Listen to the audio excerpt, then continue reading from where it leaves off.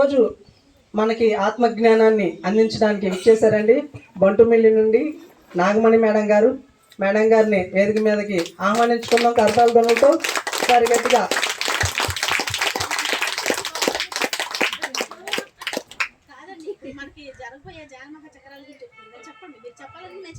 Okay, అయిపోయింది madam. ఓకేనండి, madam గారిని వేదిక మీదగా ఆహ్వానించుకుందామండి.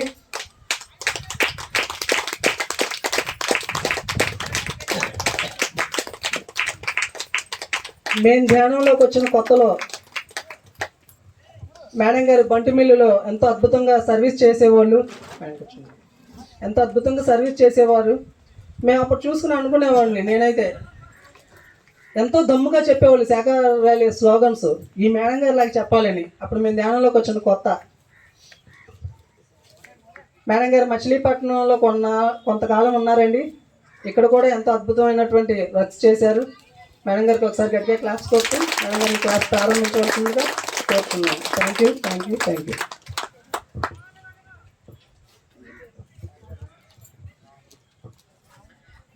ముందుగా మనందరి గురువైన బ్రహ్మర్షి పితామహ పత్రిజీ గారికి, అమ్మ స్వర్ణమాల పత్రి గారికి నా ఆత్మ ప్రణామములు. మరి ఇక్కడ వేయించేసి ఉన్న మనందరికీ కూడా ఆత్మ ప్రణామములు. ఇందాక రాము గారు చెప్పారు, దేనికైనా ఎస్ అండి. నిజమే.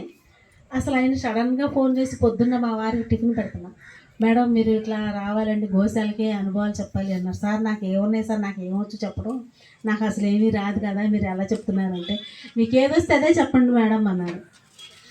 అయితే మేము ఎప్పుడు ఎవరు వస్తారో తెలీదు. సరే చూద్దాం, కానీ నేను ఒక్కటే అనుకున్నా, ఏమైనా సరే నేను గోశాలకి వెళ్ళి నా అనుభవాలు నేను చెప్పాలి. నేను ఒక్కటే, ఇంకో వేరేది ఏమి అనుకోను, ఏది ఎలాన్నా ఉన్నాయి. అట్లా ఇప్పుడు రావడం జరిగిందనమాట. మళ్ళీ ఇంకా సమయం ఆలస్యమైనందుకు నన్ను మీరందరూ క్షమించాలి. మరి మా అమ్మాయి చెన్నై వెళ్తుందని చెప్పి అమ్మాయికి సర్ది 4 గంటల ట్రైన్కి వెళ్ళిపోతుంది చెన్నై. ఆ అమ్మాయి కూడా సర్ది రావడం కొంచెం ఆలస్యమైందనమాట. ఎందుకనంటే మళ్ళీ అమ్మాయిని మళ్ళీ సరిగ్గా పెట్టకపోయినా మళ్ళీ మనకి ఇక్కడికి వచ్చినా మళ్ళీ అక్కడ అమ్మాయి మీదే ఉంటుంది. మరి చెప్పారు కదా పత్రిజీ, అందులో ధ్యానం తెలిసిన తర్వాత మనం అన్నిటిలోనూ ఉంటాం, ఒక దాంట్లోనే ఉండిపోము. ముందుగా మరి నన్ను నేను పరిచయం చేసుకోవాలి కాబట్టి, నా పేరు నాగమణి, మాది బంటుమిల్లి దగ్గర మణిమేశ్వరం. బంటుమిల్లికి 6 కిలోమీటర్లు. నేను 2011లో ధ్యానం పరిచయం అయ్యింది నాకు. ధ్యానం ఎలా పరిచయం అయింది అంటే, మేము మణిమేశ్వరంలో ఉన్నప్పుడు మా పిల్లలు బంటుమిల్లి కొమ్మారెడ్డి స్కూల్ అని, బంటుమిల్లి మండలం అటుపక్క ఏరియాలో, కొమ్మారెడ్డి అంటే బాగా హైలైట్ అనమాట. అక్కడ అందరూ చుట్టుపక్కల ఊర్లు ఈజీగా ఒక 30 గ్రామాల నుంచి అక్కడ కొమ్మారెడ్డికి వస్తారనమాట. అక్కడ స్కూల్లో ఉన్నప్పుడు మా 2010లో బంటుమిల్లి వెళ్ళాము మేము. అప్పుడు మా అమ్మాయి పిల్లలకు కూడా వెంకటస్వామి గారు స్కూల్కి వచ్చి చెప్పేవాళ్ళు పాంప్లెట్లు ఇచ్చి. కానీ ఒకసారి పిల్లలు ఏం చేశారంటే నాకు పాంప్లెట్లు ఇచ్చారు. ఆ పాంప్లెట్ చదివాను నేను. చదివి ఇట్లా గాలిని గమనించుకోవాలి, పీల్చుకునే గాలి వదులుకునే గాలి నేను అనుకున్నాను, అమ్మో ఇది గమనించుకోవాలి, పీల్చుకోకుండా అలాగే ఉంటే చచ్చిపోతారేమో, ఇది నాకు వద్దులే, ఇది ఎందుకు నాకు అని నాకు సడన్గా అట్లా అనిపించింది దాన్ని చూసి. సర్లే అదే ఇంకా అలా అయిపోయింది. తర్వాత దీనికన్నా ముందు 2010లో నాకు మా పిల్లలే కూర్చోబెట్టి నేర్పించారు. ఎందుకనంటే నాకు ఎక్కువ టెన్షను, ఎవరైనా చుట్టాలు వచ్చారంటే టెన్షన్ విపరీతంగా ఉండేది. ఆ టెన్షన్ ద్వారా నాకు హార్ట్లో పెయిన్ లాగా వస్తే నేను రామ్మోహన్ రావు గారి దగ్గరికి కూడా వచ్చాను. ఆయనేమో ఏమీ లేదమ్మా అంటారు. అట్లా 2 సార్లు వచ్చాను. ఈయనేమో ఏమీ లేదంటారు, మరి నాకు ఎందుకు వస్తుంది పెయిన్ అని అనుకుంటే అప్పుడు ఒకసారి మళ్ళీ ఏదో అప్పుడు ఇంకా నేను బాగా పూజల్లో ఉన్నా, చాలా బాగా పూజలు అంటే నిజంగా అందరూ అనేవాళ్ళు దీనికి చాదస్తం ఎక్కువ అనేవాళ్ళు. అంత చాదస్తంగా చేసేదాన్ని. బస్సులో నుంచి గుడి కనపడినా సరే నేను దండం పెట్టుకొని చేతులు ఎత్తి జోడించి దండం పెట్టుకుని వెళ్ళేదాన్ని. అట్లా అనమాట. అలాంటి సమయంలో ఒకసారి గుడికి మా ఊరు అత్తమూరులో శివాలయం ఉంటే అక్కడ ఎందుకో అభిషేకానికి వెళ్ళాలి, అభిషేకం చేయించుదామని వెళ్తే అక్కడ ఆయన పంతులు గారు అన్నారు, ఏమండి ఇట్లా ఎందుకనో కొంచెం టెన్షన్గా ఉంటుందంటే, నువ్వేం టెన్షన్ పడమాకమ్మా, మెడిటేషన్ చెయ్యి, నేను అభిషేకం చేస్తాను అన్నారు. నన్ను మెడిటేషన్ చేయమంటున్నారు, నాకు మెడిటేషన్ అంటే తెలీదు, ఇంట్లో కూర్చొని చెయ్యమ్మా, తెల్లవారుజామున మేము కూడా చేస్తాం, నువ్వు కూడా చెయ్యి అన్నారు. సరే అది ఆయన ముందు తెలియక సరే అని చెప్పాను. ఇంటికి వచ్చిన తర్వాత పిల్లలకి చెప్తే అన్నారు, మెడిటేషన్ అంటే ఏంటమ్మా అంటే, ఏమీ లేదమ్మా, ఇట్లా నువ్వు ఎక్కడైనా కూర్చో, కింద కూర్చుని చక్కగా కాళ్ళు రెండు పెట్టుకుని కళ్ళు మూసుకుని శ్వాసను గమనించుతూ ఉండు అట్లా అన్నారు. అంటే వాళ్ళకి తెలిసింది అంతవరకే. నేను అలాగే కూర్చునేదాన్ని, కానీ ఏ మూమెంట్ లేదు నాలో, అలా ఉండిపోయాను అంతే. తర్వాత బండి వెళ్ళి వెళ్ళిన తర్వాత వాళ్ళు ఒకసారి బైపాస్ రోడ్లో ఉన్నాం మేము, కనకదుర్గ పిరమిడ్ మీ అందరికీ తెలిసే ఉంటుంది. బైపాస్ రోడ్లో ఆ పిరమిడ్ దగ్గరలోనే ఉన్నాం మేము. ఉంటే సమ్మరు వాళ్ళందరూ కూడా వెళ్ళేవాళ్ళు. వీళ్ళందరూ నేను అనుకునేదాన్ని, ఏమన్నా వైశాస్ పేరెంట్గా ఉందేమో, వీళ్ళందరూ ఎక్కడికో వెళ్తున్నారు, డైలీ వెళ్తూ ఉండేవాళ్ళు. సాయంత్రం పూట 4 గంటలకు చూసేదాన్ని. చూస్తే నేను ఒకసారి ఒక ఆవిడ తెలిసి నాకు, నేను అడిగాను, ఏమండి మీరు ఇలా డైలీ వెళ్తున్నారు కదా, ఎందుకు వెళ్తున్నారు, ఎక్కడికి వెళ్తున్నారు అని అడిగితే ఆవిడ అందే, మేము జ్ఞానానికి వెళ్తున్నామమ్మా అన్నారండి ఆవిడ. అప్పుడు నేను అనుకున్నాను, ఈవిడ జ్ఞానం లేదా ఏంటి, జ్ఞానానికి వెళ్ళాలా ఏంటి, ఇంట్లో కూర్చోండి జ్ఞానానికి వెళ్ళాలంట, ఈ జ్ఞానం ఏంటో అని అనుకున్నాను. నేను అనుకున్న తర్వాత మళ్ళీ ఆవిడ అన్నారు, నేను అడిగాను, ఏమండి మరి మీరు వెళ్తున్నారు కదా, నేను కూడా రావచ్చా అంటే ఆవిడ అన్నారు, తప్పకుండా రావచ్చమ్మా, మేము నిన్ను తీసుకెళ్తాము మేము అని చెప్పి వాళ్ళు నన్ను పిలుచుకుంటూ వెళ్ళేటప్పుడు, నాగమణి వెళ్దాం రామ్మ అనేవాళ్ళు. వాళ్ళు కూడా అలా వెళ్ళిపోతే 15 రోజులు అయ్యేటప్పుడు నాకు కూడా మా పిల్లల్ని కూడా తీసుకెళ్ళాను. నాకు 2 పాపలు 1 బాబండి. పిల్లల్ని కూడా తీసుకెళ్ళేటప్పుడు వాళ్ళు కూడా వచ్చారు. వచ్చిన తర్వాత అక్కడ 15 డేస్ అయిన తర్వాత అక్కడ 41 డేస్ పూర్తి అయిపోయింది. 41 డేస్ పూర్తి, మరి అందరూ 41 డేస్ చేయాలంటున్నారు, మరి నాకు 15 రోజులకి అక్కడ పూర్తి అయిపోయింది కదా, మరి ఎలాగండి అంటే అప్పుడు రేవతి మేడం వచ్చి లాస్ట్లో ఆవిడ వచ్చి, మా ఇంటి దగ్గర కేర్ సెంటర్ ఉందండి, అక్కడికి వచ్చి చేయండి, మీరు ఎప్పుడు రావాలనుకుంటే రావచ్చు అని అన్నారు. కానీ అక్కడ కూడా ఏమీ లేదు, ఒక ప్రశాంత, ఇప్పుడు ఇక్కడ మనకి ఇలా అవన్నీ ఉన్నాయి, అక్కడ ఏమీ లేదు, ఒక ఉట్టి చాలల్లో అన్నమాట. ఒక పరదా వేసుకుని అలా కూర్చునేవాళ్ళు. అసలు ఏమీ తెలిసేది కాదు, కూర్చుని ఏంటి ఎంతసేపు కూర్చున్నా, వీళ్ళు ఏమీ చెప్పరు, అసలు ఎంతసేపు కూర్చోవాలో ఏంటో తెలీదు. సర్లే అందరూ అలాగే కూర్చుని మధ్యలో కళ్ళు తెరుచుకుంటూ చూసుకుంటూ కూర్చునేదాన్ని. అలా కూర్చున్న తర్వాత మళ్ళీ ఆఖరికి ఒక ఆవిడ వచ్చి ఒక బుక్ చదివేది. బుక్ చదివిన తర్వాత, నీకు ఎలా ఉంది అంటే, బాగుంది, అందరూ బాగుందన్నా, నేను కూడా బాగుంది అన్నాక తర్వాత ఇంటికి వెళ్ళిపోయిన తర్వాత అప్పుడు వాళ్ళు అన్నారు, అమ్మ నీకు ఎన్ని సంవత్సరాలు అయితే అన్ని నిమిషాలు చేయమన్నారు. సరేనండి అని అప్పుడు నాకు 25 సంవత్సరాలు. నేను ఒక అరగంట లోపే కదా, పర్వాలేదులే అని చెప్పుకొని ఒక 25 నిమిషాలు అలా చేయగా కొంచెం మా పిల్లలు వెళ్ళిన వెంటనే ఎప్పుడైతే అక్కడ కూర్చుని మనం చేసిన వెంటనే అక్కడికి వెళ్ళి ఇంటికి వెళ్ళి చేసిన తర్వాత వాళ్ళు కూడా పిల్లలకు కూడా నేను చెప్పుకునేదాన్ని, అమ్మ ఇట్లా 1/2 అవర్ అయితే నాకు ఓకే చెప్పండి అంటే, ఒక్క నిమిషం కూడా బాగుండా మా అబ్బాయి ఇచ్చి అమ్మ ఓకే అని చెప్పేసేవాడు. అప్పుడు వాడు ఇంకా అలాగే చెప్పిన తర్వాత సర్లే అని చెప్పి మళ్ళీ ఫస్ట్ అసలు నేను పిరమిడ్ మాకు దగ్గరలో ఉన్నా అక్కడ చేస్తున్నారన్న విషయం కూడా నాకు తెలియదు. దాని ముందు నుంచి అక్కడ శంకుస్థాపన చేసేటప్పుడు దాని ముందు నుంచే నేను పిల్లల్ని తీసుకుని నేను గుడికి వెళ్ళేదాన్ని. నాగేంద్ర స్వామి గుడికి ఆదివారం పుట్టలో పాలు పోయిద్దానని అక్కడికి వెళ్తే అక్కడ జనం ఉన్నారు. ఏంటో ఇక్కడ జనం ఉన్నారు, ఇక్కడ ఏమీ లేదు, ఒకవేళ ఏమన్నా బిల్డింగ్ ఏమైనా కట్టుకోవడానికి ఏమైనా పూజ చేసుకుంటున్నారేమోలే అని అనుకున్నాను. కానీ అది పిరమిడ్ శంకుస్థాపన అని తెలియదు, కానీ చూడడం అయితే నేను చూసాను అదే రోజు. కానీ అది నాకు తెలిసేటప్పటికి ఒక 5-6 నెలలు పట్టింది. కానీ అప్పుడు వెళ్ళిన తర్వాత మా అబ్బాయి అన్నాడు, ముందు నేను చూసా అక్కడ ఎక్కడ ఏమీ లేవు కదా, ఇల్లు మేము ఉండేదే చివర, ఇంకా ఇల్లు లేవు, 1 కిలోమీటర్ వరకు ఇల్లు లేవు. అప్పుడు అబ్బాయి అన్నాడు, అమ్మ ఉండి ఒకసారి నేను చూసొస్తాను, సైకిల్ వేసుకెళ్తానని చెప్పి, అప్పుడు ఆడ వయసు 10 సంవత్సరాలు, అంతకుమించి లేదు. నేను వెళ్ళి చూసొస్తానుండమ్మా అని వెళ్ళి చూసొస్తే నన్ను కూడా తీసుకెళ్ళినాక అందరూ అలా కూర్చుంటున్నారమ్మ, నువ్వు కూడా అట్టగా కూర్చోవాలని చెప్పాడు. అలాగే వెళ్ళిన తర్వాత కొన్ని రోజులు అయినాక ఇంకా అట్లా అయిన తర్వాత 41 డేస్ పూర్తయిన తర్వాత వీళ్ళందరూ ఏమన్నారు, ఒక ఆవిడ అక్కడి నుంచి బంటిమిల్లి వినాయకుడి గుడి అని బంటిమిల్లి పిరమిడ్కి అక్కడే 1 కిలోమీటర్ దూరం నుంచి ఒక పెద్ద ఆవిడ 70-80 సంవత్సరాల వయసు పైనే ఉంటుందండి. ఆవిడకి చాలా హైటు వెయిట్ అన్నీ ఉంటారు. ఆవిడ అడుగు కూడా పూర్తిగా వేయలేదు, కానీ ఆవిడ ఎండల్లో కూడా నడుచుకుంటూ అలా వచ్చేది. నేను అనుకునేదాన్ని, ఎందుకు ఈవిడ ఎంత పెద్ద వయసు ఈవిడ ఇలా అడుగులు వేసుకుంటూ ఎంత బాధగా అవుతుంది, మరి ఏంటి అని అంటే ఆవిడ అన్నారు, అమ్మ నేను ధ్యానానికి వెళ్తున్నాను అంటే, ఏమంటే మీరు ఇంత నడవలేకపోతున్నారు కదా, మీరు ఎలా వస్తున్నారంటే, ధ్యానం చేస్తే అన్నీ బాగుంటాయి, ధ్యానం చెయ్యాలి అని. అప్పుడు నేను కూడా ఆవిడ వెళ్తా ఉండగా మళ్ళీ వచ్చేటప్పుడు ఇంకా నా దగ్గర కూర్చుని కాస్త మంచినీళ్ళు తాగి ఆవిడ కూర్చుని నాకు ఇట్లా చెప్తూ ఉండేది, ధ్యానం చెయ్యమ్మా, ఇలా చేస్తే బాగుంటుంది, చక్కగా అన్నీ మంచిది అట్లా అని చెప్పారు. ఒకరోజు ఆవిడ అన్నారు, మరి ధ్యానం చేస్తే వెల్లుల్లిపాయ కూడా తినకూడదు, మరి మీ కూరలు తింటున్నావా, మా కూరలు తింటున్నారా అని అడిగారు ఆవిడ. నేను అన్నాను, మా కూరలే తింటున్నానండి నేను అని అంటే, అప్పుడు ఆవిడ చెప్పారు, నీకు ఎల్లుల్లిపాయ కానీ నాన్ వెజ్ కానీ మాంసాహారం నువ్వు తిన్నావంటే నీకు ధ్యానం ఎక్కదు అన్నారు ఆవిడ. ధ్యానం ఎక్కడం కూడా ఉంటుందా, ధ్యానం ఎక్కకపోవడం ఏంటి అని ఒక ఆలోచన వచ్చింది. దాని గురించి లోతైతే నాకు తెలియదు, ఎక్కడం ఎక్కకపోవడం తెలియదు. కానీ తర్వాత ఒక చిన్నగా నాకు మంత్లీ ప్రాబ్లం అలాంటిది ఏమైనా వచ్చినప్పుడు, పెయిన్స్ వచ్చినా, అది ఎలా ఏదైనా సరే ఒకటి వచ్చిందంటే నేను ట్యాబ్లెట్ వేసుకోవాలి, ట్యాబ్లెటే ప్రపంచం, డాక్టరే ప్రపంచం నాకు. మాకు 1 కిలోమీటర్ లోపలికి ఉండేటప్పటికి ఇల్లు ఇంత లోపల ఉంది, ఏదైనా అనారోగ్యం వచ్చిందంటే డాక్టర్లు బళ్ళు దూరాన్ని ఉన్నారు, ఎప్పుడు వెళ్తామో ఏంటో, హాస్పిటల్ ఎలా చేయాలో ఏంటో అని అది ఒక చిన్నగా నాకు మనసులో ఉండిపోయింది బాగా.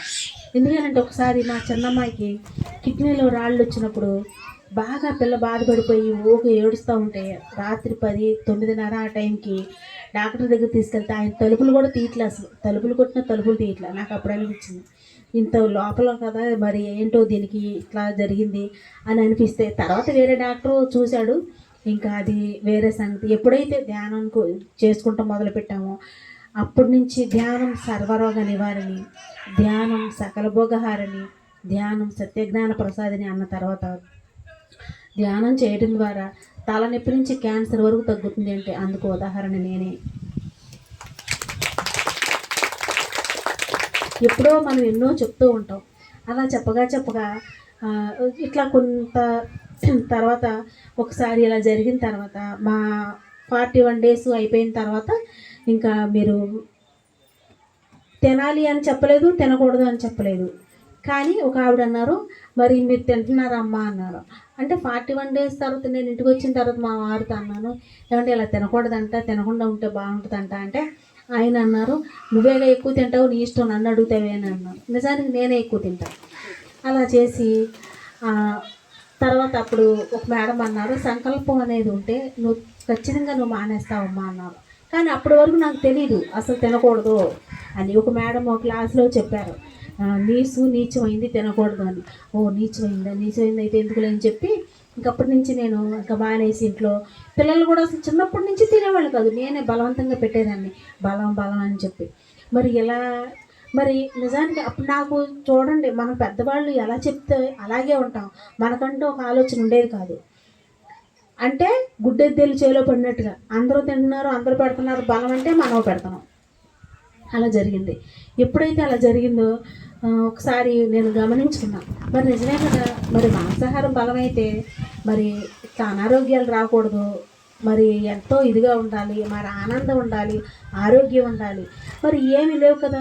ఆరోగ్యం అంటే చిన్నగా పెయిన్స్ అనమాట, తలనొప్పి, ఎప్పుడైనా కొంచెం అనీజీగా ఉండటం, అలాగే పెద్దగా అనారోగ్యాలు అయితే ఏమి ఉండేవి కాదు, ఇట్లా చిన్నగా ఉండేవి. పిల్లలకు కూడా అలాగే ఉండేవి, మా కాళ్ళ నొప్పులు, వాళ్ళు చిన్నపిల్లలప్పుడు కూడా కాళ్ళు నొప్పులు అనేవాళ్ళు. ఇట్లా ఎందుకు వస్తున్నాయి, మరి పిల్లలకి మనం అన్ని రకాలు పెడుతున్నాముగా, ఎందుకని పెడుతున్నాము అంటే అప్పుడు తెలిసింది నాకు, ఎందుకనంటే జీవహింస మహాపాపం అని. జీవహింస మహాపాపం అని తెలిసిన తర్వాత నేను అప్పటి నుంచి ఇప్పుడు వరకు కూడా మాది శాకాహార కుటుంబం అండి. శాకాహారులుగానే మేము ఇంట్లో ఉండిపోయాం.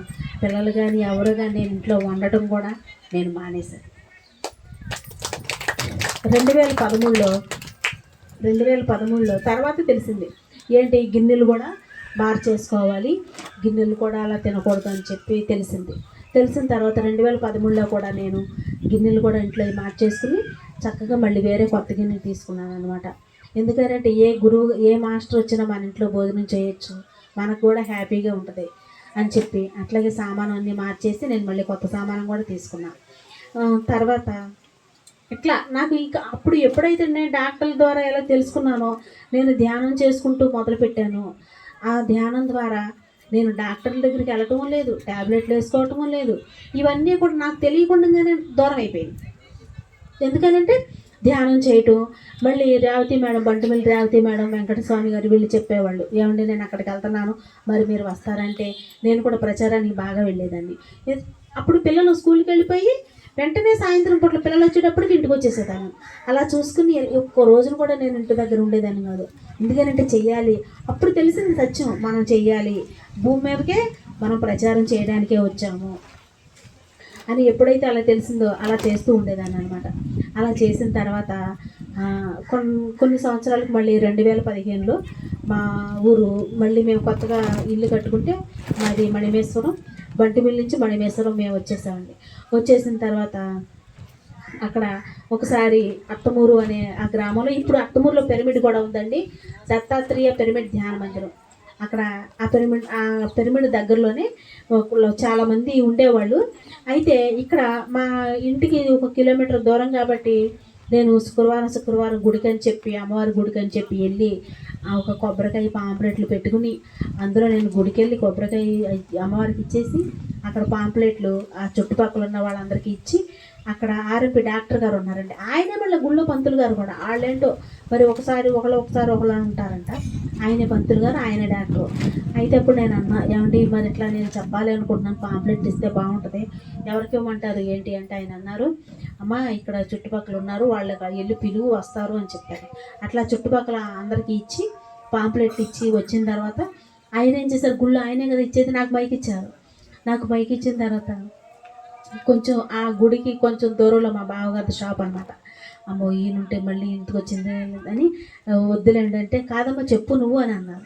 అలాగే ఆ పాంప్లెట్లో చూసి ధ్యానం గురించి చెప్పడం, నాకు తెలిసిన అనుభవాలు చెప్పడం అట్లా చేస్తే అప్పుడు ఒక 10 మంది అలా వచ్చేవాళ్ళండి. అట్లా శుక్రవారం అమ్మవారి గుడికి 1 సంవత్సరం కంటిన్యూ చేసిన తర్వాత ఎందుకనంటే అక్కడ పిరమిడ్ రావాలి, గురువు గారి సంకల్పం కదా, ఊరు పిరమిడ్ రావాలి అని అట్లా అత్తమూరు అలా వెళ్తే ఒక ఆవిడ ఏం చేశారు, ఆవిడంట ఎప్పటి నుంచో అమ్మవారి గుడి దగ్గర ఒక నుయ్యి ఉంటుందండి, ఆ నుయ్యి దగ్గర స్నానం చేసి, ఇప్పుడు డైలీ తెల్లవారుజామున స్నానం చేసి అమ్మవారికి దండం పెట్టుకుని, ఆవిడ హైదరాబాద్ వెళ్ళేటప్పుడు వాళ్ళ అబ్బాయిని హాస్పిటల్కి తీసుకుని వెళ్ళేటప్పుడు ఆవిడకి పాంప్లెట్ ఇచ్చారంట. ఆ పాంప్లెట్లో ఏమనుంది, ధ్యానం సర్వరోగ నివారణి, సకల భోగహారిణి, సత్యజ్ఞాన ప్రసాదిని అని. మరి ధ్యానం సర్వరోగ నివారణి అయినప్పుడు నేను ధ్యానమే చేసుకుంటా, ఈ హాస్పిటల్కి నేను వెళ్ళలేను, నాకు ధ్యానం చెప్పేవాళ్ళు కావాలి అని అమ్మవారి దగ్గర ఆవిడ మొరపెట్టుకునేవాళ్ళంట. అయితే వాళ్ళ అబ్బాయికి కిడ్నీ లేకపోతే ఈవిడ కిడ్నీ వాళ్ళ అబ్బాయికి వేశారంట. రోజుకు 14 ట్యాబ్లెట్లు వేసుకునేవాళ్ళు వాళ్ళు. అలాంటప్పుడు ఆవిడ అలా మొత్తుకునేది. చేయగా నేను అప్పుడు గుడి దగ్గర చెప్పినప్పుడు ఆవిడ ఒకసారి వచ్చి అసలు నన్ను చూసి కళ్ళంట కొంచెం నీళ్లు పెట్టుకున్నట్టుగా, అమ్మ నేను అమ్మవారి దగ్గర ఏడ్చేదాన్ని, మీరే అమ్మవారే పంపించారు, ఎందుకని అంటే నాకు ధ్యానం చెప్పేవాళ్ళు రావాలి అని. ఇప్పుడు ఆవిడ కూడా చక్కగా అద్భుతంగా, ఆవిడకి 3 ఆపరేషన్లు అయినాయి అంట. చక్కగా ఇప్పుడు కూడా ఆవిడ మంచిగా తయారయ్యి 14 ట్యాబ్లెట్లు వేసుకునేవాళ్ళు, నెలలో 15 రోజులు హైదరాబాద్ హాస్పిటల్కి వెళ్ళేవాళ్ళు. ఇప్పుడు చక్కగా ట్యాబ్లెట్లతో అవసరం కూడా లేకుండా క్రమంగా ఆవిడ 1 సంవత్సరం 2 సంవత్సరాలకే 7 ట్యాబ్లెట్లోకి వచ్చారు. ఇప్పుడు పూర్తిగా ట్యాబ్లెట్లు మానేశారు ఆవిడ. అంటే ధ్యానం అలాంటిది అన్నమాట. వాళ్ళు శాకాహారులే కానీ ఎగ్గ తినేవాళ్ళు. మరి ఏమో ఆవిడ ఎగ్గ కూడా మానేశారంట. ఎప్పుడైతే ధ్యానం తెలిసిందో ఎగ్గ కూడా మానేశారు వాళ్ళు. అట్లా అత్తమూరులో ఒక 2 సంవత్సరాలు అట్లా అయిన తర్వాత అక్కడ కొంత ధ్యానంలో తయారైన తర్వాత మళ్ళీ అనుకోకుండా చిలకలపూడి రావడం జరిగింది. చిలకలపూడి వచ్చి 2017లో వచ్చాం. చిలకలపూడిలో వచ్చిన తర్వాత మళ్ళీ అక్కడ ఒక 4 రోజులు అలా ఉండేదాన్ని. అసలు ఇల్లు కూడా మా వారే చూశారు, సడన్గా అట్లా వచ్చాం ఫ్యామిలీతో. అప్పుడు మా అబ్బాయి బందర్లోనే చదివాడు, నారాయణ కాలేజీలో చదువుకునేవాడు. వచ్చిన తర్వాత ఒకసారి క్రమంగా ఆ ఇంటిగల ఆవిడ కూడా అక్కడ కూడా క్లాసులు పెట్టిన సంగతి మన వాళ్ళందరికీ తెలుసు, కానీ కొత్త వాళ్ళు ఉంటారు కాబట్టి నేను చెప్తున్నాను. అక్కడ ఇంటిగల ఆవిడ కూడా వాళ్ళ కోడలికి ఒంట్లో బాగుండేది కాదంట. అంటే ఆవిడ 9 స్కానింగ్లు తీయించుకున్నారంట. ఆవిడ ఎక్కడెక్కడికో వెళ్ళి, ఆవిడకి ఏమీ లేదు. మళ్ళీ ఆవిడ చదువుకున్నారు, చక్కగా డిగ్రీ చదివింది, వాళ్ళది విజయవాడ, ఆవిడకి అన్నీ తెలుసు. అయినా కానీ ఒంట్లో బాగుండేది కాదు. వాళ్ళ అత్తగారు అనేవాళ్ళు, అమ్మా మా కోడలికి ఎందుకనో బాగోట్లేదు, ఒకసారి మరి ఏంటి అంటే, నాకు తెలిసిందేంటి, ఎవరు ఏది బాగుందన్నా బాగోలేదన్నా ధ్యానమే. నేను ధ్యానం అదొక్కటే కదా నాకు తెలుసు. ఇంక నేను ధ్యానమేనండి చెయ్యాలి, ధ్యానం చేయడం ద్వారా. ఈరోజు కూడా ఒక ఆవిడ పొద్దున్న ఫోన్ చేసి, మా ఆవిడది బంటి మిల్లే, ఆవిడకి చెప్పి ఒక 5-6 సంవత్సరాలు అయింది ధ్యానం గురించి చెప్పి. అప్పుడప్పుడు వెళ్తూ ఉండేవాళ్ళు. కొడుకుల దగ్గరికి వెళ్ళటం ఆవిడ కొంచెం తగ్గించారు. నేను ఇట్లా హాస్పిటల్లో ఉన్నానమ్మా, ఒక 80,000 అయింది, నాకు బాగోట్లేదు అని అడిగింది ఆవిడ. అప్పుడు నేను అన్నా, అమ్మా 80,000 డాక్టర్ల దగ్గరికి అయితే ఈ వేలు కాదు, లక్షలు కూడా అవుతాయి. నేను కూడా ఉన్నాను కొన్ని రోజులు, నాకు కూడా అయినాయి లక్షలు. కానీ ఎందుకనంటే మన భూమి మీదకి వచ్చామంటే మన కర్మలు కడుక్కోవడానికే మనం భూమి మీదకి వస్తాము. మన కర్మలు ఎప్పుడైతే మనం కడుక్కోవడానికి భూమి మీదకి వస్తామన్న సత్యం మనకు ఎప్పుడైతే తెలుస్తుందో అప్పుడే మనకి ఏ అనారోగ్యమైనా సరే మన నుంచి వెళ్ళిపోద్ది. జ్ఞానాగ్ని దగ్ధ కర్మాణం. మరి ఇది ఎందుకు వచ్చింది, మరి అది ఎందుకు వచ్చింది? గత జన్మలో మనం ఏదో చేసాము, ఏదో ఆ మూలంలోకి వెళ్తేనే కదా ఏదైనా మనకు తెలిసేది. మరి అప్పుడు ఆ మూలాన్ని పట్టుకుంటే చక్కగా దాన్ని, ఓహో ఇది చేశానా, నిజమే అది చేశాను కాబట్టే కదా ఇప్పుడు వచ్చింది అని దాని నుంచి మనం రియలైజ్ అవ్వాలి. మరి పశ్చాత్తాపం ఉండాలి, ప్రాయశ్చితం చేసుకోవాలి. ఎందుకనంటే మనల్ని మనమే, ఒక్కొక్కసారి మనకి ఇంట్లో కోపం వస్తుంది కరెక్టే, కానీ ఓ ఇది కాదు కదా, వాళ్ళు అన్నది కరెక్టే కదా అని మళ్ళీ మనల్ని మనమే నిర్ధారించుకుని మనల్ని మనమే సరి చేసుకోవాలన్నమాట. మరి ఎందుకని అంటే మనమే ఇక్కడ మనల్ని ఎవరో చెప్పేవాళ్ళు ఉండరు. ఎందుకంటే మనకు ప్రతి క్షణం గురువు తెలిసిపోతాయి. మనకి గురువు మనల్ని అంటాడుతున్నట్టే ఉంటారు. ఆ క్షణమే మనకు అర్థమైపోద్ది. ఎందుకంటే పత్రిసారి చెప్పే స్పీచ్ అంతా అదే. ఆయన ఏది చెప్పినా అది. అసలు ఏదన్నా చెప్పామనుకో చక్కమాట నాకు ఆయన మాట గుర్తొచ్చేస్తుంది వెంటనే. నిజమే కదా పత్రిజీ, అలా చెప్పారు కదా, ఇలా చెప్పారు కదా. గబుక్కుని ఏదన్నా పిల్లలు చెప్తారు Patriji, no judgement, no comments, ఇట్లా చెప్తా ఉంటారు. ఒక్కొక్కసారి నాకు అలా మాట వచ్చినప్పుడు, Patriji no judgement, no comment అని చెప్పారు కదా, ఎవరైనా నాకు చెప్పినా కూడా నేను చెప్పాను అనుకోకుండా గురువు గారు ఇలా చెప్పారు, అలా చెప్పారు అని గురువు గారు అని చెప్తాను. ఇంకా అప్పుడు ఉన్న టాపిక్ రాదిక, నన్ను మళ్ళీ వేరే అడగరు. ఎందుకంటే నాకేమీ తెలీదు, గురువుగారు చెప్పిన జ్ఞానమే. నిజానికి జన్మనిచ్చిన తల్లిదండ్రులే, కానీ ఏదో తింటున్నాం ఉంటున్నాం అన్నీ చేస్తున్నామంటే అది అసలైనది ఎప్పుడైతే ధ్యానంలోకి వచ్చామో ఎలా ఉండాలి, ఎలా ఉండకూడదు, ఎలా మాట్లాడాలి, ఎలా మాట్లాడకూడదు, ఇవన్నీ తెలిసింది ధ్యానంలోకి వచ్చిన తర్వాతే. మరి ఎప్పుడైతే, అందుకే నేను ఒక్కొక్కసారి పడుకున్నప్పుడు కూడా అనుకుంటా, నిజానికి ఎంత ఈరోజు ఎంత ఆనందంగా ఉన్నావు అంటే మరి గురువు పెట్టిన భిక్షే కదా. నేను ఎక్కడికి వెళ్ళినా గురువు పేరు చెప్పుకున్నా బ్రతుకుతున్నాం, ఇది మాత్రం వాస్తవం. ఎక్కడికి వెళ్ళినా కానీ గురువు పేరు చెప్పుకోవాల్సిందే. ఎవరంటే బ్రహ్మర్షి పితామహ. నేను ఇప్పటికీ కూడా ఆయన అనుకుంటాను. ఒకసారి నేను ధ్యానానికి వచ్చిన కొత్తలో నేను సమ్మర్లో వచ్చాను. పత్రిజీ దగ్గరగా 1 సంవత్సరం దాకా రాలేదు బంటి మిల్లి. అయితే అందరూ గురువు గురించి తెలిసిన వాళ్ళు అనుకునేవాళ్ళు ఎలా ఉంటారు అలా ఉంటారు అని. మరి గురువు అంటే తెలీదు, ఆయన ఎలా ఉంటారో నాకు తెలియదు, ఆయన చూడాలి, నేను ఎప్పుడు చూస్తాను అని ఓకే లోపల మళ్ళీ అనేవాళ్ళు. ప్రచారం బాగా చేస్తే ఆయన బాగా వస్తారు, తొందరగా వచ్చేస్తారు అనేవాళ్ళు. ఇంకా బాగా ప్రచారం చేసేదాన్ని, ఆయన ఇప్పుడు తొందరగా వస్తారు, నేను తొందరగా చూడాలి ఆయన అని చెప్పి అట్లా. కానీ 1 సంవత్సరం పట్టింది ఆయన చూసేటప్పటికి. 1 సంవత్సరం పడితే ఈయన గురువు అంటే. అసలు చాలామంది అంటారు అసలు ధ్యానం అన్న విషయం కూడా నాకు తెలీదు. ఇప్పుడు కొంతమంది పూజలు చేసి మంత్రాలు చేసి, అంటే నేను పూజ ఊరికే చేసేదాన్ని కానీ మంత్రాలు ఏం తెలిసేది కాదు. కానీ కార్తీక పురాణంలో ఒక బుక్ ఒకటి చదివేదాన్ని, రోజుకు 1 పేజీ, ఒక దాంట్లో 30 రోజులు అలా చదివేదాన్ని. అంతకుమించి పూజలో కూడా నాకు పూర్తిగా తెలియదు.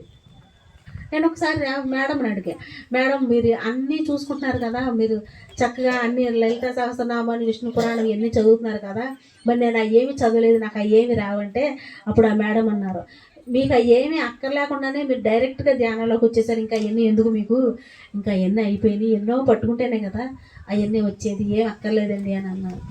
తర్వాత మరి పూజలు చేసేదాన్ని, నేను బాగా పూజలు చేసేదాన్ని. ఆ పూజల్లో ఎప్పుడైతే నాకు అనుభవం వచ్చింది, ఒక ఆయన పేరు గోపాలరావు గారండి, ఆయన విజయవాడ నుంచి 1 డే క్లాస్ చెప్పడానికి పౌర్ణమి నైట్ వచ్చారు. ఆయన పాటలు పాడుకుంటే నైట్ అంతా ధ్యానం చేసేవాళ్ళు. పిల్లల్ని కూడా తీసుకెళ్ళేదాన్ని చిన్నప్పుడే. అనేవాళ్ళు ఇంత చిన్నపిల్లలు కూడా తీసుకెళ్ళిపోతున్నాను, నీకు ఆమె ఎర్ర పిచ్చ అనేవాళ్ళు. అయినా వాళ్ళు వస్తానన్నారు, రావాలి అంతే అని చెప్పి అలా తీసుకెళ్ళేదాన్ని. అప్పుడు ఆయన చెప్పారు ఏమనంటే, మనకి గేటు దగ్గర వాచ్మ్యాన్ ఉంటాడు, మరి కలెక్టర్ గారు వస్తున్నారు. కలెక్టర్ వచ్చి వాచ్మ్యాన్కి నమస్కారం పెడతాడా? మరి వాచ్మ్యాన్ వెళ్ళి కలెక్టర్కి నమస్కారం పెడతారు. ఒకరికొకరికి ఎవరు పెడతారు అని అడిగారు. అని అడిగేటప్పుడు అప్పుడు నాకు అర్థమైంది, వాచ్మ్యానే కదా కలెక్టర్కి నమస్కారం పెట్టేది, కలెక్టర్ అయితే పెట్టడు కదా అని నాకు అర్థమైపోయిన తర్వాత పూజలు ఎప్పుడైతే చేసుకుంటున్నామో అప్పుడు మనం కలెక్టర్లో పూజలు. అందుకనే మనం ధ్యానం చేసుకుంటే అంతకన్నా ఎక్కువైంది. మరి ధ్యానం గొప్పతనం ఏంటి అంటే నాకు అర్థమైపోయింది, ఇంకా చేయవసరం లేదు. అది చిన్నప్పుడే ఆ రోజు నుంచి ఇంకా నేను పూజలు పూర్తిగా మానేసి ఆ సామానం కూడా అన్నీ తీసేసి చక్కగా అసలు ఏమీ లేకుండా ఊరికే ఒక కృష్ణుడిది రాధాకృష్ణులు అదొకటి పెట్టుకుంటాను అంతే. మొత్తం సామాను అన్నీ తీసేసా. ఎన్ని ఫోటోలు పెట్టేదాన్ని అంటే ఇల్లంతా గుడిలాగా ఉండేది నాకు. అవి వారం వారం తుడుచుకుని బొట్లు పెట్టుకుంటే నాకు సమయం ఇంకెందుకనంటే ధ్యానం తెలియదు. పిల్లలు స్కూల్కి వెళ్ళిన తర్వాత ఇదే చూసుకుంటాం. మళ్ళీ 1 గంట అయింది తినటం, మళ్ళీ 3 అయింది 4 అయింది వాకులు తుడుచుకోవటం, పంపులు వస్తే పట్టుకోవటం, మళ్ళీ పొద్దుగుతే మళ్ళీ వండుకొని తింటాం, పడుకోవడం. 7:30 అయితే అబ్బాయి 7:30 అయితే పడుకోవాలి ఇంకా అనుకుంది. ఇంకా ఇంతే. ఎప్పుడైతే ధ్యానం తెలిసిందో ఇంకా సమయం చూడండి. ఎవరు ఒక ఎక్కడో గురువుగారు ఎవరో మాస్టర్ చెప్పారు 18 గంటల సమయం అని చెప్తున్నారు. అసలు సమయం కూడా ఎంత తొందరగా అయిపోతుందంటే అంత తొందరగా అవుతుంది. కానీ పనులన్నీ అవుతున్నాయా? 24 గంటలు అంటున్నారు. 24 గంటల పనులన్నీ పూర్తిగా అవుతున్నాయా లేదా అన్న విషయం కూడా అర్థం కావట్లేదు. మరి అలా సమయం అంత వేగంగా వస్తుంది అనమాట. అయితే అక్కడ చిలకలపూడి సంగతి ఇక్కడ వాళ్ళకి చెప్పిన తర్వాత ఒక 4 రోజులు అలాగే గడిచిపోయిన తర్వాత వాళ్ళందరూ కూడా మరి అమ్మ ఏంటి మీరు వెళ్తున్నారా, ఆవిడకి ఒంట్లో బాగోట్లేదు సెలైన్లు పెడుతున్నారు అని అన్నారు. నేను వెళ్ళట్లేదండి అన్నా. నేను అందరూ వాడుకట్లో అందరూ ఆమెను పలకరించడానికి వెళ్తున్నారు, నేనైతే వెళ్ళట్లేదండి అని అన్న తర్వాత వాళ్ళ ఇంటికి వాటర్కి వెళ్ళేదాన్ని నేను. మంచినీళ్ళకి వెళ్తే ఆవిడంతా ఇట్లా బాగోట్లేదండి అంత. నేను అన్నాను మీరు ధ్యానం ఒకటేనమ్మా, ఎందుకంటే అనుభవంతో చెప్తున్నాను, ఎంతోమందిని కూడా నేను చూశాను ధ్యానం చేసుకుంటే బాగుంటుంది అని అంటే ఆవిడ కూడా అప్పుడు సరేనమ్మా రేపు మంగళవారం కదా గుడి చుట్టూ 3 ప్రదక్షిణలు చేసి 41 రోజు గుడికి కూడా తీసుకెళ్ళి అటు ధ్యానం కూడా చేయించుకుంటాను అని అన్నారండి. మీ ఇష్టం అమ్మా, మీరు చేసుకోండి, ఎవరి వాళ్ళు చేసుకునేది ఇది ఒకళ్ళు చేసేది అయితే కాదు అని చెప్పాను అన్నమాట. చెప్పిన తర్వాత అప్పుడు అంటే వాళ్ళు ఎన్ని ప్రయత్నాలు చేయాలో అన్ని ప్రయత్నాలు చేసిన తర్వాతే ఆ ధ్యానం అనేది వాళ్ళకి అందింది. మనం అనుకుంటాం ధ్యానం ఎందుకని చేయరు, అది 400 జన్మలు ఎత్తితే కనుక ధ్యానంలోకి రారు. ధ్యానం అంటే ఆషామాషి కాదు, ఇంట్లో అందరూ చేసుకుంటారు. కానీ మన పక్కన ఉన్న వాళ్ళు చేయరు, మన ఇంట్లో వాళ్ళు కూడా పూర్తిగా అందరూ చేయరు. అందుకని పత్రిజ అంటారు ఎవరి లైఫ్ వాళ్ళదే అని చెప్పి. అట్లా ఆవిడ ఎప్పుడైతే చెప్పిన తర్వాత నుంచి చేయటం, అక్కడ ఉన్నప్పుడు వాళ్ళందరినీ చుట్టుపక్కల ఉన్న వాళ్ళందరినీ పిలవడం చేయడం ద్వారా అక్కడ కూడా 41 డేస్ క్లాసులు పెట్టడం. మరి మనకు మచిలీపట్నం నుంచి గుడివాడ నుంచి అట్లా చుట్టుపక్కల మాస్టర్స్ బంటిమిల్లి నుంచి చుట్టుపక్కల మాస్టర్ని అందరినీ పిలిచి 41 డేస్ క్లాసులు జరపడం. మళ్ళీ లాస్ట్ రోజు 41 డేస్ తర్వాత 1 డే క్లాస్ పెట్టి శాకాహార ర్యాలీ చేయించడం అట్లా జరిగింది. ఆవిడ ఒక వారం రోజుల్లోనే ఆవిడలో చాలా మార్పు వచ్చింది. ఎందుకని అంటే ఆవిడికి విపరీతమైన భయం టెన్షన్. ఆ భయం టెన్షన్ ఎప్పుడైతే ధ్యానం చేసుకుందో ఆ భయం నుంచి ఆవిడ పూర్తిగా బయటపడిపోయింది. అందుకనే ముందు అంటారు డాక్టర్లు కూడా ఇప్పుడు చెప్తున్నారండి. ఎందుకనంటే ఏదైనా ఉందంటే మెడిటేషన్ చేయమంటున్నారు. వాళ్ళు లోతు తెలిసినా తెలియకపోయినా ముందు మెడిటేషన్ చేయమని చెప్తున్నారు. దాని ద్వారా చాలా క్లియర్ అయిపోతున్నాయి అని ఆవిడ కూడా చక్కగా క్లియర్ చేసుకున్నారు. మరి ఎంతోమంది శాకాహారులు అయ్యారు. అక్కడ 1 సంవత్సరం అక్కడ పూర్తిగా ఎక్కువ క్లాసులు జరిగే టైంకే March 2 ఎప్పుడు పత్రిసి మనకి మచిలీపట్నం వస్తున్నారని తెలిసింది. అప్పుడు క్రాంతి సార్ వచ్చారు క్లాస్ చెప్పడానికి. వచ్చినప్పుడు మరి మీరు ఇక్కడ ఎక్కువగా తాపత్రయపడుతున్నారు కాబట్టి పత్రిసి వచ్చేస్తున్నారు మరి బందరం అని చెప్పారన్నమాట. ఈజీగా చాలామంది ఒక 30 మంది పైనే కొత్తగా అప్పుడు తయారయ్యారు ధ్యానులు చక్కగా. పత్రిసి వచ్చేటప్పటికి మళ్ళీ అక్కడ అందరూ చూసుకున్నారు. మళ్ళీ మరుసటి రోజున బీచ్ దగ్గరికి వెళ్ళేటప్పటికి సారానికి అలా నేను అందరూ వెళ్ళినప్పుడు సార్ అన్నారు రాత్రి ఎలా జరిగింది మేడం క్లాసు అన్నారు. కళ్యాణ మండపం దగ్గర జరిగినప్పుడు సూపర్గా జరిగింది సార్ అన్న తర్వాత బాగుందా అన్నారు. చాలా చాలా బాగుంది సార్, ఎక్సలెంట్ అని చెప్పాను అనమాట. బీచ్ దగ్గర అట్లా ఇక్కడ బంటిమిల్లి 2 సార్లు వచ్చారు సార్. తర్వాత ఇంకొకసారి మళ్ళీ ఇక్కడ చిలకలపూడిలో పూర్తయిన తర్వాత ఎప్పుడైతే ధ్యానం తెలిసిందో చిలకలపూడిలో పిరమిడ్ కూడా వచ్చింది. ఆ సంగతి కూడా మరి మీ అందరికీ తెలిసిన విషయమే. ఇక్కడ అయిపోయిన తర్వాత 2 సంవత్సరాలు అయిపోయిన తర్వాత మళ్ళీ మేము మా ఊరికి మణిమేశ్వరం మళ్ళీ మా ఊరికి వెళ్ళిన తర్వాత అక్కడికే అత్తమూరులో ఎప్పుడైతే ధ్యానం జరిగిందో తెలిసిందో అక్కడికి ఒక ఆయన మరి హైదరాబాద్ నుంచి మోచర్ల రామారావు గారని అత్తమూరులో పిరమిడ్ కట్టడానికి ఆయన సిద్ధమయ్యారండి. హైదరాబాద్ నుంచి వచ్చారు ఆయన. వచ్చి అమ్మ మరి ఇక్కడ పిరమిడ్ అయితే కడతాను, మరి ఇవన్నీ ఎవరు చూసుకుంటారు అన్నారు. సార్ మీరు కట్టండి, ఎవరు చూసుకుంటారు అనేది అనొద్దు, కట్టండి మేమే చూసుకుంటాం. ప్రకృతికి ఎప్పుడైతే కట్టడం వరకే కదా మన భూమాతకి ఇద్దాం, మేము చూసుకుంటాం సార్, చక్కగా చేయండి కట్టించండి అంటే నిజానికి ఆయన వయసు మరి 87 సంవత్సరాలండి. అసలు ఆయనే వండుకోవటం, ఆయనే తిరగటం, చుట్టుపక్కల ఊళ్ళంతా ప్రచారం చేయడం అద్భుతంగా. అక్కడ అత్తమూరులో కూడా దత్తాత్రేయ పిరమిడ్ ధ్యాన మందిరం కూడా వచ్చింది. అక్కడ కూడా పౌర్ణమి క్లాసులు జరగడం, మళ్ళీ మా ఊర్లో మణిమేశ్వరంలో కూడా వారం రోజులు క్లాసులు జరగటం, చక్కగా అద్భుతంగా తయారవటం. ధ్యానులు నిజానికి పత్రిజీ అంటారండి, మన వల్ల ఒక్కళ్ళ ధ్యానులు అయినా సరే మన జన్మ ధన్యమే. నిజమే, ఓన్లీ నా వాళ్ళు ఒక్కళ్ళన్నా అయ్యారులేని నేను అప్పుడప్పుడు ఆనందపడతా ఉంటాను అనమాట. ఎందుకంటే మరి ఇదే కదా, ఇంకేమీ తెలీదు, ఏం తెలుసు ఏమీ తెలీదు. కానీ మరి మా అమ్మ కూడా ధ్యానం చేసుకోవటం, ఆవిడ కూడా ఎప్పుడు ఊరు వెళ్ళినప్పుడల్లా మోకాళ్ళ నొప్పులు, ట్యాబ్లెట్లు పెట్టుకోవడం పర్సులో పెట్టుకుంటూ ఉండేది. అమ్మ ఇట్లా నువ్వు ట్యాబ్లెట్లు పెట్టుకోవడం కాదు, చక్కగా ధ్యానం చేయండి. నాతో పాటు నేను ఎప్పుడైతే ధ్యానంలో మొదలుపెట్టానో అమ్మ కూడా ధ్యానం చేయడం, ఆవిడ కూడా ట్యాబ్లెట్లు, ఆవిడకి 75 సంవత్సరాలు ఇప్పుడు, ఆవిడ కూడా ట్యాబ్లెట్లు మానేసి చక్కగా ధ్యానం చేసుకోవడం. పిండి కూడా రుబ్బుద్ది, ఎన్ని అంట్లు తోముద్ది, ఎన్ని కడుగుద్ది, వాకిళ్ళన్నీ తుడుతుంది, చాలా పని చేస్తుంది, ఎన్నో పనులు చేస్తుంది. ఎందుకనంటే ఆ ధ్యానం ఉన్న గొప్పతనం అటువంటిది.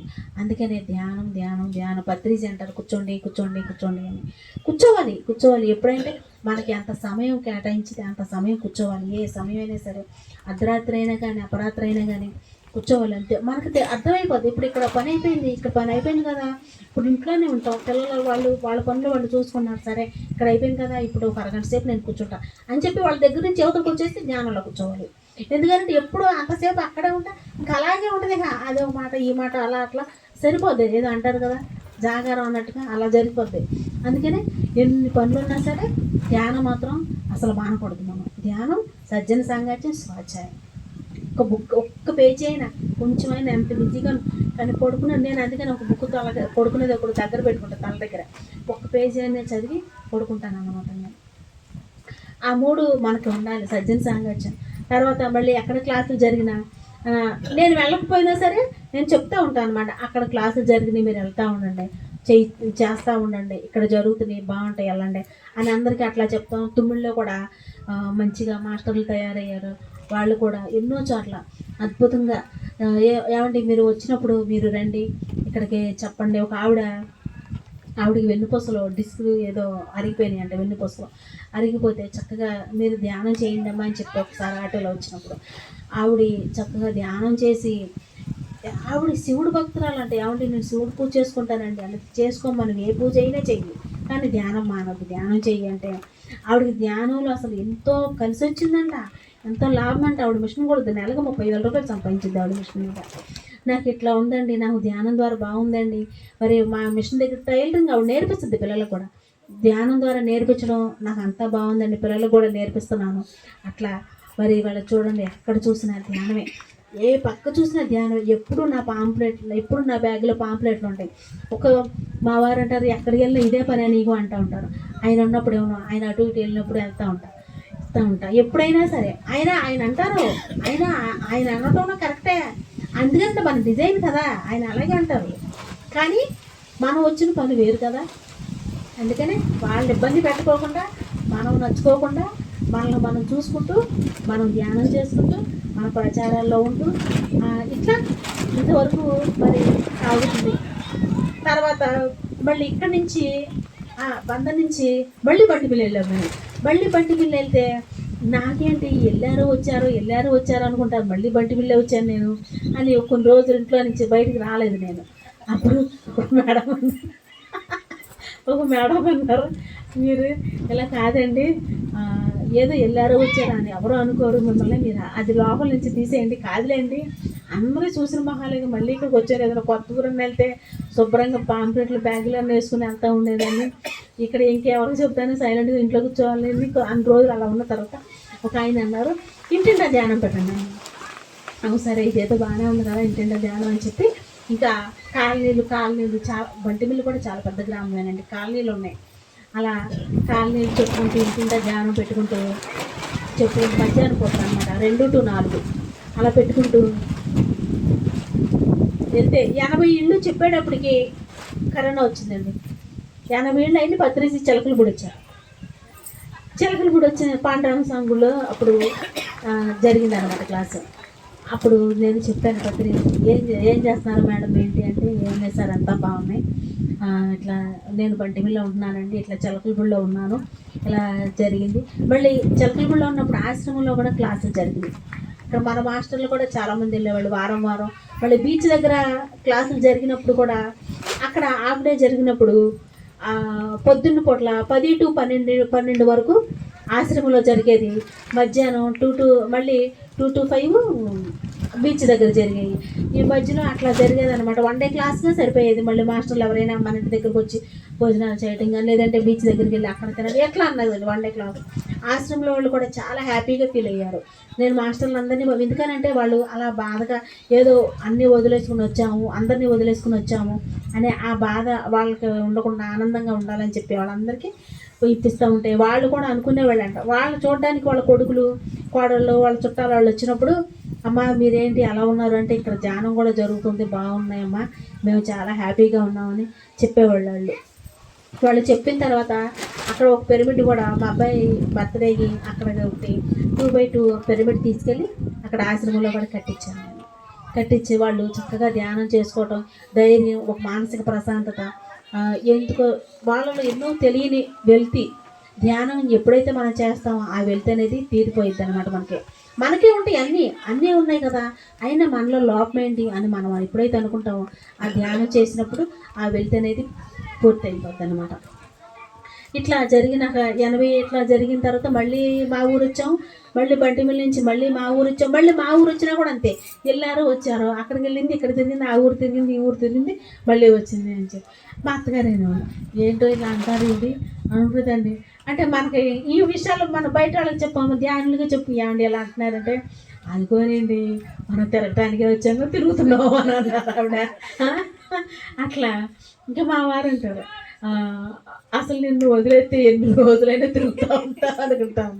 అట్లా ఎన్నో సంఘటనలు. మరి చిలకలపూడిలో ఉన్నప్పుడు కూడా ఒక్క రోజులు కూడా ఇంట్లో ఉండేదాన్ని కాదు. ఎందుకంటే నేను అనుకునేదాన్ని ఈరోజు ఇంట్లో ఉన్నాను, ధ్యానం తెలియని వాళ్ళు చాలామంది ఉంటారు కదా, చాలామంది ఉంటారు, మనం తెలుసు అనుకుంటాం కానీ తెలియని వాళ్ళు చాలామంది ఉంటారని. ఇంకా మా వారు పొద్దున్న భోజనం పట్టుకెళ్ళిపోయి రాత్రికి వచ్చేటప్పుడు సాయంత్రం ఆయన వచ్చేటప్పటికి 1 గంట జర్నీ పట్టుద్ది. ఆయన వచ్చేటప్పటికి 7-7:30 అయితే ఆయన వచ్చేటప్పటికి ఇంటికి వచ్చేసేదాన్ని. పాంప్లెట్లు బ్యాగ్లో పెట్టుకుని అప్పుడు పిల్లలు హాస్టల్లో చదివేవాళ్ళు, ఇంట్లో ఎవరు ఉండేవాళ్ళు. అలా వచ్చేసేదాన్ని. ఒక్కరోజు ఎప్పుడైనా ఇంట్లో ఉన్నా కానీ ఈరోజు ఇంట్లోనే ఉన్నాను కదా, ఎవరికన్నా ఇంట్లో పాంప్లెట్ అన్నా ఇచ్చి నేను ధ్యానం చెప్పేదాన్ని కదా, అనవసరంగా ఇంట్లో ఉండిపోయేదాన్ని అని నాకు మనసులో లాగేదనమాట. ఎందుకనంటే ఎప్పుడు మనం ఎంత చేయాలో మనం అంతా చేయాలి, చేయగలిగినంత చేయాలి, ఖచ్చితంగా చేయాలి. అందులో మాత్రం అసలు సమస్య లేదు. మనసా వాచా కర్మణ చేయాలంటే ఇక్కడ మాత్రం మనమే పోటీ. పత్రిక చెప్తారు మన మీద మనకే పోటీ. మరి వాళ్ళు ఎంత ప్రచారం చేశారు, వీళ్ళు ఎంత ప్రచారం చేశారు, ఎవరు చేసింది వాళ్ళకే. ఎవరు అంటారు కదా, ఎవరు ఏ మొక్కలు నాటితే అవి వాళ్ళకే వస్తాయి. మరి అట్లాగే అవన్నీ ఎవరు చేసుకున్నది వాళ్ళకే. మనమే చేసాం, నేను చేశాను. ఇప్పుడు అనుకుంటాం రాముగారు చక్కగా వారం వారం పెడుతున్నారు, రాముగారు డిజైను, రేవతి మేడం అన్ని ఊర్లు తిరుగుతున్నారు, రేవతి మేడం డిజైను, నా డిజైన్ నాది, ఎవరి డిజైన్ వాళ్ళదే. కానీ మనం ఎప్పుడూ కూడా ఇంకొకరితో అనుకోకుండా మనం ఏం చేయాలి, మన మీద మనకి క్లారిటీ అనేది ఎప్పుడైతే వస్తుందో మనకి అప్పుడు ఇది ముందుకెళ్ళిపోతాయి అనమాట క్లాసులు అనేవి కూడా. మళ్ళీ మాకు మణిమేశ్వరంలో ఇలా పెట్టినప్పుడు ఒక ఆవిడ మా ఇంటి దగ్గర కూడా సప్తాహం క్లాసులు పెట్టండి అమ్మ చక్కగా. ఇక్కడ కూడా ఈ చుట్టుపక్కల ఊర్లు కొంతమంది ఒకవైపు అటు వచ్చినా ఇంకొక వైపు వాళ్ళు ఇటు వస్తారు కదా అని అన్నారని ఇప్పుడు అక్కడ కూడా కొత్తగా మళ్ళీ క్లాసులు కూడా వేరే చోట స్టార్ట్ చేసాం. మళ్ళీ మాస్టర్ని పిలవడానికి సిద్ధంగా ఉన్నాను నేను. మళ్ళీ మీరు అందరూ కూడా వచ్చి ప్రతి ఒక్కరిని పిలుస్తాను, మీ అందరి అనుభవాలు కూడా వచ్చి చక్కగా మాకు చెప్పాలి అందరూ వచ్చి.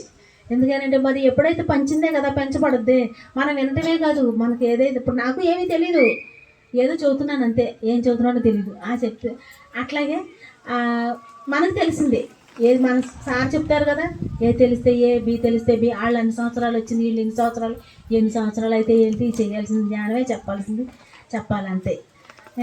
అట్లా మరి ఒకసారి ఒక ఆవిడ గురువు గారు వస్తున్నారని, చిన్న విషయం, చాలా చిన్న విషయం, గురువు గారు వస్తున్నారని చెప్పి చాలా ఆతృతగా కంగారుగా ఎంతో దూరం గురువుని చూద్దామని బయలుదేరారంట ఆవిడ.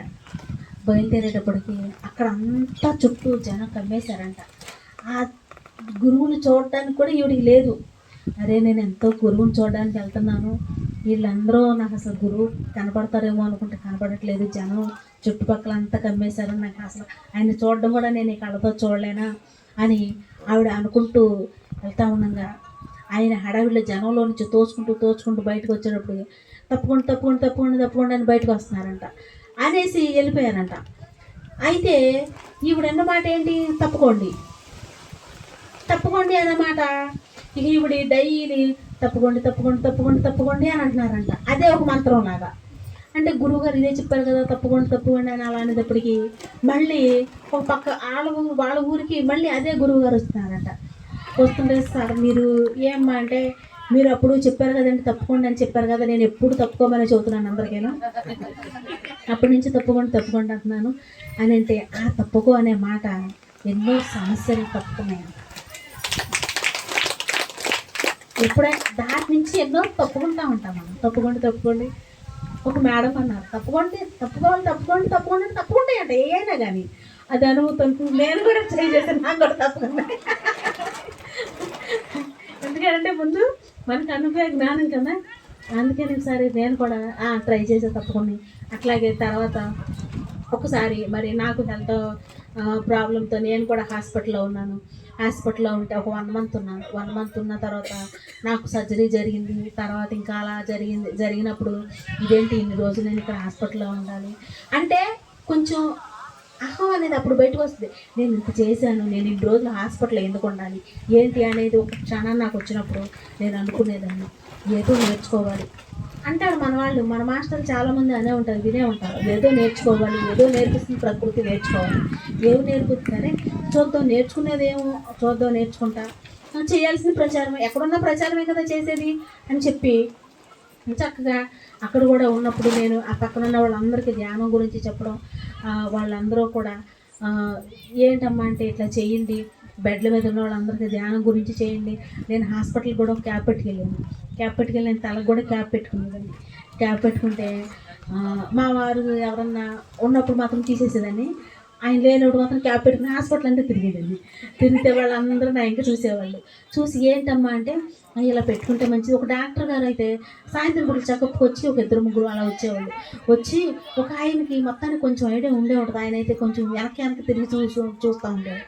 చూసి ఒకసారి సడన్గా అడిగారు ఆయన, ఏమండి మీరు పిరమిడ్ మెడిటేషన్ చేస్తారంటే అవునండి నేను చేస్తాను అన్న తర్వాత ఆయన అన్నారు, నేను కడతాలు ఒకసారి వెళ్ళానండి, అక్కడ చాలా బాగా అన్ని భోజనాలు కూడా చక్కగా వడ్డిస్తారు, ఎంతో ఆనందంగా అక్కడ సేవ కూడా బాగా చేస్తారు వాళ్ళందరూ, నేను చూశానండి అన్నారు ఆయన. ఓ అవునండి చేస్తారు బాగుంటుంది అని చెప్పి, మీ దగ్గర ఏదైనా బుక్ ఉందా అన్నారండి. అప్పుడు నా దగ్గర బుక్ లేదు కానీ పాంప్లెట్లు ఉన్నాయి, అందరికీ ఇచ్చేసాను. ఇచ్చేసిన తర్వాత ఒకసారి మళ్ళీ కొన్ని రోజులు ఉండాల్సి వచ్చినప్పుడు ఫస్ట్లో అనుకోకుండా ఉన్నప్పుడు పిల్లలు నేను 10 చీరలు దాకా పట్టుకొచ్చేసారు పిల్లలు నాకు సడన్గా. అక్కడ చీరలు అయితే ఉన్నాయి. తర్వాత మళ్ళీ అనుకోకుండా వెళ్ళిపోయినప్పుడు ఇక్కడ చీరలు కాదు కదా, నువ్వు కారులో వస్తున్నావు కదా, ఇప్పుడే కదా అసలు అని చెప్పి నైటీస్తో వెళ్ళాను అనమాట. నైటీతో వెళ్ళినప్పుడు అక్కడ ఇన్ని రోజులు ఎలా ఒక ఫ్రైడే సాటర్డే 3 రోజులు సెలవే. ఈ 3 రోజులు ఇక్కడ ఎందుకు, నేను ఇక్కడ ఈ చుట్టుపక్కల ఏమన్నా పిరమిడ్లు ఉంటే బాగుండేమో అక్కడికి వెళ్ళిపోదామని, ఎవరికి తెలియకుండా వెళ్ళిపోదామని ప్లాన్ చేసుకున్నప్పుడు ఇంకా ఫోన్లు కూడా చేసి, అక్కడ విజయవాడ దగ్గరలోనే మా మేనల్లు ఉన్నారు, అక్కడికి వాళ్ళకి ఎప్పటికప్పుడు టచ్లో ఉండేవాళ్ళు, ఏం చేస్తున్నావు, తిన్నావా లేదా అది అంటూ ఉన్నారు. తిన్నానులే అని చెప్పి నేను వస్తున్నాను రా అంటే, సరే అయితే నీ క్యాబ్ బుక్ చేస్తానని చెప్పి క్యాబ్ బుక్ చేసేవాళ్ళు. క్యాబ్ బుక్ చేసిన తర్వాత మానసరోవరం పత్రి చదువుతున్నారని తెలిసింది. మానసరోవరం పత్రి చదువుతున్నారు. అంతకుముందు ఏంటి అక్కడ నెక్కలో పిరమిడ్ దగ్గరికి అబ్బూరు గారి పిరమిడ్ ఉంది, అక్కడికి వెళ్ళాలి అని, అక్కడికి వెళ్తే బాగుంటుంది, ఆ పిరమిడ్లోకి వెళ్ళి చేయండి బాగుంటుందని ఒక మాస్టర్ చెప్తే సరే అండి. మరి అది అంతకుముందు ఒకసారి వెళ్ళాను నేను, ఓపెనింగ్కి వెళ్ళా. కానీ అక్కడ ఒకసారి వెళ్తారనుకునేటప్పటికి చాలా దూరం, అంటే అది లోపలికి ఆటోలు సౌకర్యం ఉండదు, ఆటో మాట్లాడుకుని వెళ్ళాలి. అలాంటి చోటకి నేను మరి ఎలా వెళ్ళాలి ఏంటి అని ఒకసారి అక్కడ మంగళగిరి వాణి మేడం ఉన్నారు, ఆ మేడంతో అన్నాను. ఆ మేడం కూడా నాతో టచ్లో ఉన్నారు. మేడం ఇట్లా వెళ్ళాలి, మరి నేను అబ్బూరు గారి పిరమిడ్కి వెళ్దాం అనుకుంటున్నాను, మరి ఎలా వెళ్ళాలి అండి అంటే, వెళ్ళమ్మా పర్వాలేదు వెళ్ళు అన్నారు. వెళ్తే అక్కడ ఒకసారి కిందకి వెళ్ళాలి, ముందు బయటికి రావాలి అంటే మెట్లు దిగాలి. మెట్లు కూడా నేను దిగలేని పరిస్థితి అప్పుడు. కనీసం సెంటర్కి వెళ్ళాలన్నా ఒక ఆటో కావాలి. ఏం చేయాలి అని అట్లా అనుకుంటాం. మళ్ళీ నేను వాణి మేడంకి ఫోన్ చేశాను. మేడం ఇట్లా సార్ వాళ్ళకి పిరమిడ్కి వెళ్ళాలంటే, సరే అమ్మ నేను వస్తున్నాను, నువ్వు ఎక్కడున్నావు, నువ్వు కిందకి దిగు, నేను క్లాస్ నుంచి వస్తున్నాను అన్నారు. ఆ మేడం కారు వేసుకుని వచ్చి నన్ను అక్కడ సెంటర్లో దింపారనమాట. దింపి నేను అబ్బూరు గారి పిరమిడ్కి వెళ్ళాను. అబ్బూరు గారి పిరమిడ్కి వెళ్ళినప్పుడు అబ్బూరు గారికి ఫోన్ చేశాను నేను, సార్ ఇట్లా వస్తున్నానంటే, సరే అమ్మ నువ్వు తప్పకుండా రా, ఏం ఇబ్బంది లేదు, నువ్వు ఎన్ని రోజులైనా సరే నువ్వు ఉండొచ్చు, చక్కగా వచ్చేయన్న తర్వాత నేను అక్కడికి వెళ్ళిన తర్వాత నేను నైటీస్ వెళ్ళేటప్పటికి ఆ మేడం నన్ను చూసి షాక్ అయ్యింది. ఏంటి నైటీతో వచ్చేస్తాం అనుకున్నారో ఏమో మరి. సరే అని చెప్పి వెళ్తే ఏమన్నా తింటామంటే, నేను ఏమి తినండి, నాకేం వద్దు, నేను ఇంకా ధ్యానమే చేసుకుంటాను, భోజనం చేస్తామంటే లేదండి అన్నది. ఆ మేడం 2 అరటిపళ్ళు ఇచ్చారు, ఆ పళ్ళు తిని ఆ నైట్ అంతా ధ్యానంలోనే కూర్చున్నా. ఒక 2 months వరకు నేను బెడ్ మీద పడుకునేదాన్ని, నైట్ అంతా ధ్యానంలోనే కూర్చున్నాను. అంటే అప్పుడు తెలిసింది నా శక్తి ఏంటో నాకు అని. ఓన్లీ పడుకునే ఉన్నదాన్ని, నైట్ అంతా ధ్యానంలోనే కూర్చున్నాను. అప్పుడు అబ్బూరి గారు అన్నారు తెల్లవారుజామున, సరే ఆయన చెప్తారనుకుంటే ఆయన వెళ్ళిపోతున్నారు కదా, సర్లే ఇంకెళ్ళిపోనీలే ఎందుకులే అని చెప్పి ఇంకా నేను మళ్ళీ ఇంకా హాస్పిటల్కి వచ్చేసా. హాస్పిటల్ మా వాళ్ళకి ఎవరికి తెలియకుండా మళ్ళీ హాస్పిటల్కి వచ్చేసా. మళ్ళీ వాళ్ళు ఎవరైనా వస్తారేమో ఎందుకు అని చెప్పి వచ్చేసి, ఏమండి అబ్బూరి గారు ఫోన్ చేసి, ఏమ్మా వెళ్ళిపోయావా అన్నారు. అవునండి, ఉండొచ్చు కదా 2 రోజులు అంటే, లేదులేండి ఇంకా మళ్ళీ ఇంకోసారి ఎప్పుడైనా వస్తాను అసలు అంటే. అప్పుడు ఆయన చెప్పారు, అమ్మా నువ్వు 7:30, 8 ఆ టైంలో ఒక్కదానివి అంత లోపలికి నువ్వు వచ్చావు అంటే నువ్వు సామాన్యురాలు కాదు, నీ వెనకాల ఎంతోమంది హాస్టల్ మాస్టర్స్ ఉన్నారు, వాళ్ళందరూ తీసుకొచ్చారు నిన్ను అని చెప్పారు. అలా వెళ్ళిన తర్వాత ఒక 5 days కూడా అలా అవ్వదు, పత్రిజీ మానసరోవరం వస్తున్నారని తెలిసింది. అమ్మ మానసరోవరం వస్తున్నారని తెలిసిన తర్వాత అప్పటికి ఇంకా నాకు 1 నెల 15 రోజులు, 3వ నెల కూడా రాలేదు. అయినా అబ్బూరు గారి వాళ్ళ పిరమిడ్ ఎక్కడుంది, 40 మెట్లు ఎక్కితే పైన ఉంది, 2 అంతస్తులు స్టేర్ పైన కట్టారు వాళ్ళ పిరమిడ్. అయినా నేను అప్పటికి 4-5 మెట్లు ఎక్కలేని దాన్ని కూడా 40 మెట్లు ఎక్కేసి వెళ్ళిపోయాను వాళ్ళ పైకి. అంటే నేను వెళ్ళిపోవాలి, నా మీద నేను ప్రతిరోజు అనుకునేదాన్ని, నేను ఆనందంగా ఉన్నాను, ఆరోగ్యంగా ఉన్నాను. ఎప్పుడైతే మనం అనుకుంటామో మనం మదిలో మనం అంటారు కదా, యద్భావం తద్భవతి అని, మనం ఏది అనుకుంటే అదే జరుగుద్ది. అప్పుడు పత్రిజీ వస్తున్నారు మానసరోవరం అని చెప్పిన తర్వాత మళ్ళీ పత్రిజీ వస్తున్నారు, ఒక చీర కూడా లేదు, నేను ఇప్పుడు ఎలా వెళ్ళాలి మానసరోవరం, అసలు ఏం చేయాలి, రాయమ్మల్ని చీర అని అడిగితే బాగుంటుందేమో, అడుగుతారులే అనుకున్న తర్వాత మళ్ళీ ఇంకోటి ఏంటి, అప్పుడు నాకు ఒక ఆయన పరిచయం అయ్యేది, శంకర్రావు గారు అని ఆయన పరిచయం అయ్యారు. సార్ ఏంటి సార్ నాకు ఒక హెల్ప్ చేయండి సార్ అన్న. ఏంటమ్మా అన్నారు.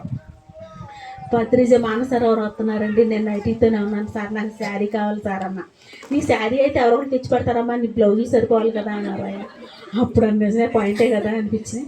అప్పుడు ఒక పక్కన ఒక పెద్ద ఆవిడ ఉన్నారు, ఆవిడది తిరుపతి, ఆవిడ కూడా డాక్టరేనంట ఏదో, ఆవిడ కూడా పత్రిజని చూశారంట, ఆయుర్వేదం తయారు చేస్తారంట ఆవిడ. అప్పుడు నేను ఆవిడని అడిగాను, ఏమండి ఏదైనా మీ దగ్గర కొత్త చీర ఉంటే నాకు ఇస్తారా అని అడిగా. అయ్యో పట్టుకెళ్ళమ్మా. నేను ఫస్ట్ ఆవిడని అడిగా, మీరు కూడా వస్తారండి పత్రిజ వస్తున్నారంటే, వస్తానమ్మా అన్నారు. తర్వాత అన్నారు, కొంచెం నాకు నడుము నొప్పిగా ఉందమ్మా, నేను రాలేను, నువ్వు వెళ్ళరా అన్నారు. మరి ఏమండి నాకు శారీ, నువ్వు ఇది పట్టుకెళ్ళిపో, కట్టుకొని నువ్వు శుభ్రంగా, నువ్వేమీ పర్వాలేదు, నువ్వు పట్టుకెళ్ళిపో అన్నారు. పట్టుకెళ్ళిపోయిన తర్వాత ఇంకా అది కట్టుకుని ఇంకా ఆటో మాట్లాడుకుని అక్కడి నుంచి మానసరోవరం హాస్పిటల్ నుంచి మానసరోవరం ఆటో మాట్లాడుకుని నేను అక్కడికి వెళ్ళిపోతే అప్పుడు పత్రిజీ అక్కడ ఉన్నారనమాట. చూసా అప్పుడు అబ్బూరు గారు నేను ముఖపరిచయం అప్పుడే చూశాను. అప్పటి వరకు ఫోన్లోనే మాట్లాడుకున్నాను, ముఖంగా అయితే చూడలేదు. తర్వాత ఫోన్ చేస్తుంటే, అమ్మ ఎక్కడున్నా ఉన్నారు, ఇక్కడే ఉన్నాను సార్ అన్న. ఉన్న తర్వాత మరి ఎప్పుడు వచ్చావంటే ఇప్పుడే వచ్చానండి అంటే అప్పుడు పత్రిసి చూసి మరి నువ్వు పత్రిసిని చూసావా అన్నా. నేను చూడలేదు సార్, దూరంగా ఉన్నాను అన్నా. నా దగ్గర తీసుకెళ్తే పత్రిసిని తీసుకొచ్చి నీ కాళ్ళ మీద వేసేదాన్నిగా అన్నారు. ఆయనకి అంత ఎటగారం అంటే అంత ఎటగారం. సార్ ఎక్కడున్నారంటే భూమి మీద ఉన్నానులే అమ్మా అని. అసలు ఒక్కొక్కరితో మాట్లాడితే మన మాస్టర్లో అలా సెటైర్లు వేసేస్తారనమాట. ఇంకా అందుకని చెప్పి అప్పుడు కూడా పత్రిసి దగ్గరికి వెళ్ళి నేను అంతా చూసుకుని ధ్యానం చేసుకుని అప్పుడు ఎప్పుడు వచ్చారు పత్రిసి మానసవరం విజయదశమి రోజున వచ్చారు. అప్పటికి నేను ఇంటికి మా మేనల్లుళ్ళు ఫోన్ చేసి ఏంటి క్యాబ్ బుక్ చేసాం ఇంత లేట్ అయిపోయింది ఏంటి ఆటో అన్నారు. లేదులే నేనే అక్కడ ఉన్నానులే, అక్కడే ఉన్నావు అన్నాను. అక్కడే ఉన్నానన్న. వాళ్ళు నన్ను అలా చూస్తున్నారండి, ఎటు తేలింది ఇవిడేంటి శారీతో వస్తుంటే అనుకుని ఎక్కడికి వెళ్ళావు బాప్ప అని. ఎక్కడికి వెళ్ళలేదు ఇక్కడే ఉన్నానన్న అనుకున్న తర్వాత సర్లే అని చెప్పి అయినా వాళ్ళకి అర్థమైంది కానీ అంత లోతుగా వెళ్ళా. వాళ్ళకి తెలుసు ఈవిడి అలా ఏదో ఒకటి చేస్తూ ఉండదులే అని చెప్పి అలా జరిగింది. తర్వాత ఎప్పుడైతే మళ్ళీ నేను చెకప్కి వెళ్ళి అంతా ఎప్పుడైతే మళ్ళీ నేను చూసుకున్నానో అంతా ఆళ్ళ క్లియర్ అని వచ్చింది. ధ్యానం సర్వరోగ నివారణి, ధ్యానం సత్యజ్ఞాన ప్రసాదిని, ధ్యానం సకల సాంప్రదాయిని. మరి అందుకనే జ్ఞానాగ్ని దగ్ధకరమాణం అవి ఎందుకనంటే అది దాని గురించి అది నేను తెలుసుకున్నాను ఎప్పుడైనా. కానీ ఇప్పుడు కూడా నేను వచ్చేటప్పుడు మా వారు మా ఇక్కడ అత్తమూరులో దింపండి అని అంటే పొద్దున్నే నేను రాత్రి విజయవాడ వెళ్ళి రాత్రి అంతా విజయవాడలో ఉండి పొద్దున్న 9ంటికి ఇక్కడికి వచ్చాం. పొద్దున్న బందర్ మీద నుంచి వెళ్తుండగా నేను అన్నా ఏమండి మళ్ళీ ఇక్కడ నేను రావాలి, ఇక్కడ నాకు పని ఉందన్న. ఏం పని ఉందో నీకు అన్న అన్నారు. నిన్నే అన్నా నేను విజయవాడలో ఉండిపోతాను రాత్రి ఇక్కడ చూసుకుని వస్తానంటే అక్కర్లేదు రేపు పొద్దున్న వెళ్ళి కానీ అన్నారు. సర్లే అని చెప్పి మళ్ళీ రాత్రి వెళ్ళి మళ్ళీ పొద్దున్న ఇంట్లో చూసుకుని మళ్ళీ పిల్లలకి చూసుకుని మళ్ళీ రావడానికి మా వారికి తెలుసు కానీ పూర్తిగా ఎవరు ఒప్పుకోరు. ఆయన కూడా ఎంతో ధ్యానం చేసేవాళ్ళు, బాగా చేసేవాళ్ళు. ఎన్నో పిరమిడ్లకి మేమిద్దరం వెళ్ళేవాళ్ళం, ఎన్నో చేసేవాళ్ళం. పత్రిజీ అన్న ఆయన అన్న పత్రిజీ నాకన్నా ఎక్కువ తోచుకుని మరి ఆయన వెళ్ళి షేక్ అని ఇచ్చేవాళ్ళు. నేనే కొంచెం అడంగా ఉండేదాన్ని, ఆయన ఇంకా బాగా వెళ్ళి చేసేవాళ్ళు అనమాట. మరి ఇంకొక విషయం ఏంటంటే ఎప్పుడైతే మనం ఆహారం విషయంలో మార్పు వస్తుందో మన వ్యవహారాలు మారిపోతాయి. ఆహారం మారితేనే మన వ్యవహారం మారుతుంది, ఖచ్చితంగా అంతే. మరి మాంసాహారం మారినప్పుడు చక్కగా మాకు అన్ని రకాలుగా కూడా జరిగినాయి. ఇంకా ఎప్పుడుకైతే అప్పుడు నేను హాస్పిటల్కి ఎందుకు వెళ్ళాను, ప్రచారం చేయడానికి వెళ్ళా. కోనేరు వరలక్ష్మి గారు చెప్పారు నువ్వు హాస్పిటల్కి వెళ్ళి నువ్వు డాక్టర్కి ఎలా చదువుతున్నావమ్మా నీ ధైర్యం చెప్పుకోవాలి అని అన్నారు. అక్కడ కూడా అంటే అది కూడా డిజైనే, అది కూడా ఒక డిజైనేనమ్మా, నువ్వు డిజైన్ ప్రకారమే జరిగింది. హాస్పిటల్కి వెళ్ళి ప్రచారం ఎవరు చేస్తారండి, ఎవరో చేయం కదా. అప్పుడు చెప్పారనమాట మేడం ఆ డిజైన్ ప్రకారమే జరిగిందమ్మా, నువ్వు కడుక్కోవాల్సినవి కడిగేసుకున్నావు. మరి తర్వాత పత్రిజీ బెంగళూరు పత్రిజీ దగ్గరికి బెంగళూరు వెళ్ళాం. ఒక 2 మంత్కి 3 మంత్కి సార్ బాడీ వికెట్ చేస్తారనగా వెళ్ళినప్పుడు ఆవిడ కోనేరు వరలక్ష్మి మేడం చెప్పారు నాకు, నువ్వు లక్ష్మీ జగన్నాథ్ గట్టికి 1 లక్ష రూపాయలు డొనేట్ చేయాలమ్మా, నీ ఇష్టం నువ్వు ఎలా చేస్తావో తెలియదు, నువ్వు 1 లక్ష రూపాయలు చూడు అన్నారు. ట్రైన్లోనే పత్రిజీ దగ్గర నుంచి వచ్చేటప్పుడు ట్రైన్లోనే నాకు వెళ్ళేటప్పుడు మాట్లాడాను మేడంతో, వచ్చేటప్పుడు మెసేజ్ పెట్టాను అనమాట. ముందు ఉన్నాడు చెప్పారు కదా మనకి రాము సారు దేనికైనా ఓకే మేడం అని చెప్పేసాను అనమాట. చెప్పిన తర్వాత అది కూడా పూర్తి అయిపోయింది. ఆ మేడం చెప్పింది కూడా పూర్తి అయిపోయింది. చక్కగా అందరూ చక్కగా అనుకూలించారు. మరి ఎప్పుడైతే విశ్వ కళ్యాణానికి చేయడానికి మనం ముందుకు వస్తామో అక్కడ అద్భుతంగా అన్ని పనులు అవే జరుగుతాయి. ఇక్కడ నేను చిలకలపూడిలో నేను అనుకున్నా ఇలా జరుగుతుంది, మాస్టర్లు ఎవరు వస్తారంటే చక్కగా మరి Ramu sir, Kranthi sir, Radha madam, Karnam sir వీళ్ళందరూ కూడా ఎంతోమంది మాస్టర్లు వచ్చి 41 days సక్సెస్ చేశారు. శాంతి మేడం, అరుణ మేడం వీళ్ళందరూ చక్కగా అన్నీ ఎప్పుడు పిలిస్తే అప్పుడు చక్కగా వచ్చి మేము చూసుకుంటామని చెప్పి అలా చేసేవాళ్ళు అనమాట. ఎందుకనంటే మనకు వసుదైక కుటుంబం అంటే ఏదైనా ఒకటి ఏర్పాటు చేసామంటే ఆ వసుదైక కుటుంబం అనేది ఎప్పుడైతే గుర్తుకు వస్తుందో ఆ పని అంత సక్సెస్గా ముందుకెళ్ళిపోద్ది. అది నాకు ఒక అనుభవం అనమాట. చిలకలపూడిలో జరిగింది నాకు ఒక అనుభవం. ఇప్పటికీ కూడా వాళ్ళు నాతో కాంటాక్ట్లో ఉంటారో చక్కగా ఏమండి ఎలా ఉన్నారు ఏంటి అంటారు. అక్కడ ఎప్పుడైతే ఒక ధ్యానం జరిగిందో, సామూహిక ధ్యానం ఎప్పుడైతే జరిగిందో ఆ ఏరియాలో పిరమిడ్ వస్తుంది అనమాట. మరి చిలకలపూడిలో అలాగే అక్కడ ధ్యానం జరగబట్టి మరి అక్కడ పిరమిడ్ వచ్చింది. అత్తమూరులో ధ్యానాలు జరగబట్టి మరి అక్కడ పిరమిడ్ వచ్చింది. నెక్స్ట్ వచ్చేది మణిమేశ్వరం. అట్లా మరి ఇది మన వంతు మనం చేపిస్తున్నాం. గురువు చేయించుకుంటారు మనతో, మనమే అనుకుంటాం మనం ఏమి చేయను. నాకు అసలు ఏమీ తెలియదు. కానీ చెప్పాలంటే మాట్లాడటం కూడా నాకు రాదు. ధ్యానం తెలిసిన తర్వాతే మాట్లాడటం కానీ ఎలా చేయాలి ఏంటి అనేది ఒక అవగాహన అనేది నాకు ధ్యానంలోకి వచ్చిన తర్వాతే నాకు తెలుసు. జన్మనిచ్చింది తల్లిదండ్రులే కానీ జ్ఞానం నేర్పింది గురువు బ్రహ్మర్షి పితామహ పత్రిజీ. మరి ఆయన ఎంత చెప్పుకున్నా ఆయన గురించి తక్కువే, ఎంత చెప్పుకున్నా తక్కువే. నేను ఎప్పుడు అలాగే అనుకుంటా అంతే. ఇంకా ఇక వేరే ఆలోచన రాదు. గురువే, ఎందుకంటే ఆయన ఎన్నుకునే వచ్చాము, మనం గురువుని ఎన్నుకునే వచ్చాము. గురువుని ఎన్నుకునే వచ్చినప్పుడు మనం ఇంకా ఎక్కడికి వెళ్తే ఏ పనులు అవుతాయి, ఏ పనులు అవ్వవు, ఏది జరగాలో అదే జరుగుద్ది. ఒకసారి ఇట్లాగే ఒక సంబంధం చూస్తూ ఉండగా ఏదో వస్తే నేను ఫోన్ మాట్లాడా. మా వారు అన్నారు, నువ్వు చెడగొట్ట పక్కన ఫోన్ అక్కడ పెట్టేసేయను. నేనేం చేయలే, నాకెందుకు చేయడానికి అని అంటే, ఆహారం గురించి శాకాహారాల గురించి కూడా మాట్లాడుతున్నారు వాళ్ళు. అప్పుడు నేను అన్నాను, చెప్పేసా. మా వారు అన్నారు, మరి మీరు పిల్లలు తినట్లేదు, మరి మనకు ఎలాంటి వాళ్ళు వస్తారో అంటే, ఎలాంటి వాళ్ళు వస్తారో మేము చూసుకుంటాం, నువ్వు చేయాల్సింది నువ్వు చేయాలి. అట్లా ఎప్పుడైతే మనం ముందుకు అడిగేస్తామో మనకు వచ్చేది కూడా వాళ్ళే వస్తారు కూడా. ఇంకొక విషయం, మరి ఒకసారి నేను మా అమ్మాయి కాలేజీ దగ్గర ఉండగా ఇంటర్ చదువుతుంది నారాయణ కాలేజీలో.